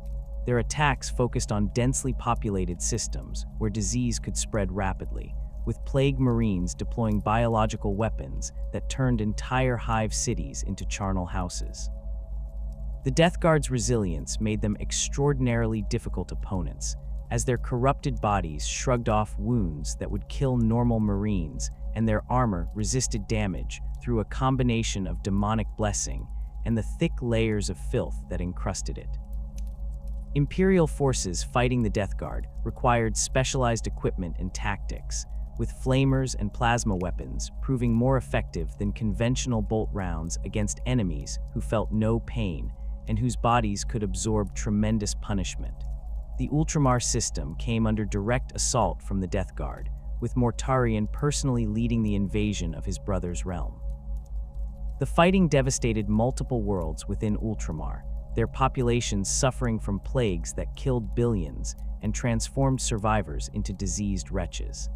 Guilliman's return to defend his adopted home triggered a confrontation between the two Primarchs, brothers who had once fought side by side during the Great Crusade, but who now represented opposing visions of humanity's future. The battle between them demonstrated the vast gulf in power between Primarchs and normal warriors, their combat reshaping the landscape around them as they traded blows that would have destroyed lesser beings. Guilliman eventually drove Mortarion back, though the Death Guard's corruption lingered in Ultramar long after the Traitor Legion's withdrawal. The strain on Imperial resources, as the Imperium fought on all fronts, simultaneously created cascading problems throughout the Segmentum Solar's infrastructure. The constant demand for troops, ships, and materiel to support operations across the galaxy meant that Forge worlds operated at maximum capacity while still failing to meet requirements. The Administratum struggled to coordinate logistics for multiple major campaigns, their supply convoys often arriving late or at wrong destinations due to warp route disruptions and bureaucratic errors. Food shortages affected multiple systems as agricultural worlds diverted production to support military operations, leading to rationing and occasional famines that killed millions. The civilian population bore the burden of total war, their lives growing harder as the Imperium demanded ever greater sacrifices in the struggle for survival. The Segmentum's role in the Imperium's survival strategy became more critical than ever, as its industrial capacity and strategic position made it essential for sustaining military operations across the galaxy. The Forge worlds within the Segmentum produced the majority of equipment for Imperial Guard armies and Space Marine chapters, their output determining how many troops could be equipped and deployed. The naval facilities at Hydrafor and Bacca serviced fleets operating throughout multiple segmenta, their repair yards and construction berths working continuously to maintain the Imperial Navy's strength. The agricultural worlds and hive cities provided manpower for Imperial Guard regiments that deployed to war zones across known space, their populations accepting conscription as the price of Imperial citizenship. The unnumbered sons, Primaris Marines who had not yet been assigned to specific chapters, deployed throughout the Segmentum as part of Guilliman's strategy for reinforcing threatened positions. These warriors fought under the Primarch's direct command, their flexibility allowing them to respond to emerging crises without the constraints of chapter organization or traditional doctrine. The unnumbered sons proved their worth in numerous engagements, their superior equipment and training compensating for their lack of experience fighting as cohesive units. Guilliman gradually assigned these Marines to chapters as the Indomitus Crusade progressed, though substantial numbers remained under his direct control as a strategic reserve. The establishment of new fortress worlds throughout the Segmentum reflected the Imperium's recognition that existing defenses had proven inadequate against the threats of the Dark Imperium era. These installations incorporated lessons learned from recent conflicts, with improved void shields, heavier weapons batteries, and garrison forces sized to resist major invasions rather than merely deter raiders. The fortress worlds served as anchor points for defensive networks that could channel enemy advances into kill zones, where Imperial forces could engage them under favorable conditions. The construction of these facilities required enormous resources and labor, with entire planetary populations conscripted to build fortifications that would protect the Segmentum for centuries to come. Whether the heart of the Imperium can hold against the Long War's escalation remains the central question facing Imperial strategists and the High Lords of Terra. The Segmentum Solar has endured 10,000 years of constant warfare, its defenses repeatedly tested by enemies both internal and external. The return of Guilliman and the introduction of Primaris Marines have strengthened the Imperium's military capabilities, but the threats have grown proportionally more severe. The Cicatrix Maledictum's permanent presence divides Imperial space and creates opportunities for Chaos forces to strike deep into previously secure territory. The Tyranid Hive fleets continue their advance toward the galactic core, their numbers growing with each world they consume. Orc Wayags gather strength in multiple sectors, their warbosses sensing opportunity in the Imperium's distraction with other threats. The Segmentum Solar's survival depends on maintaining the delicate balance between defending core territories and projecting force to distant war zones where defeats could trigger cascading failures throughout the Imperium. The concentration of strategic resources within the Segmentum makes it both the Imperium's greatest strength and a potential single point of failure, as catastrophic losses in the region would cripple humanity's ability to resist its enemies across the galaxy. The Fortress Worlds, naval bases, and Space Marine chapter homeworlds throughout the Segmentum form a defensive network that has proven resilient against previous threats, but the scale and intensity of current conflicts test this system in unprecedented ways. The future of the Segmentum Solar remains uncertain, balanced between hope offered by Guilliman's reforms and the grim reality of threats that multiply faster than the Imperium can respond to them. The Primarch's strategic vision and the enhanced capabilities of Primaris Marines provide advantages that previous generations lacked, yet the enemies arrayed against humanity have never been more numerous or determined. The heart of the Imperium continues to beat, its forge worlds producing weapons, its hive cities raising armies, and its people maintaining faith in the Emperor's protection. Whether this will prove sufficient to ensure humanity's survival through the dark millennium ahead remains to be seen, as the Long War enters its most critical phase and the fate of the galaxy hangs in the balance. The Segmentum Solar stands ready to face whatever threats emerge, its defenders prepared to sacrifice everything to protect Terra and preserve the Imperium that the Emperor built 10,000 years ago.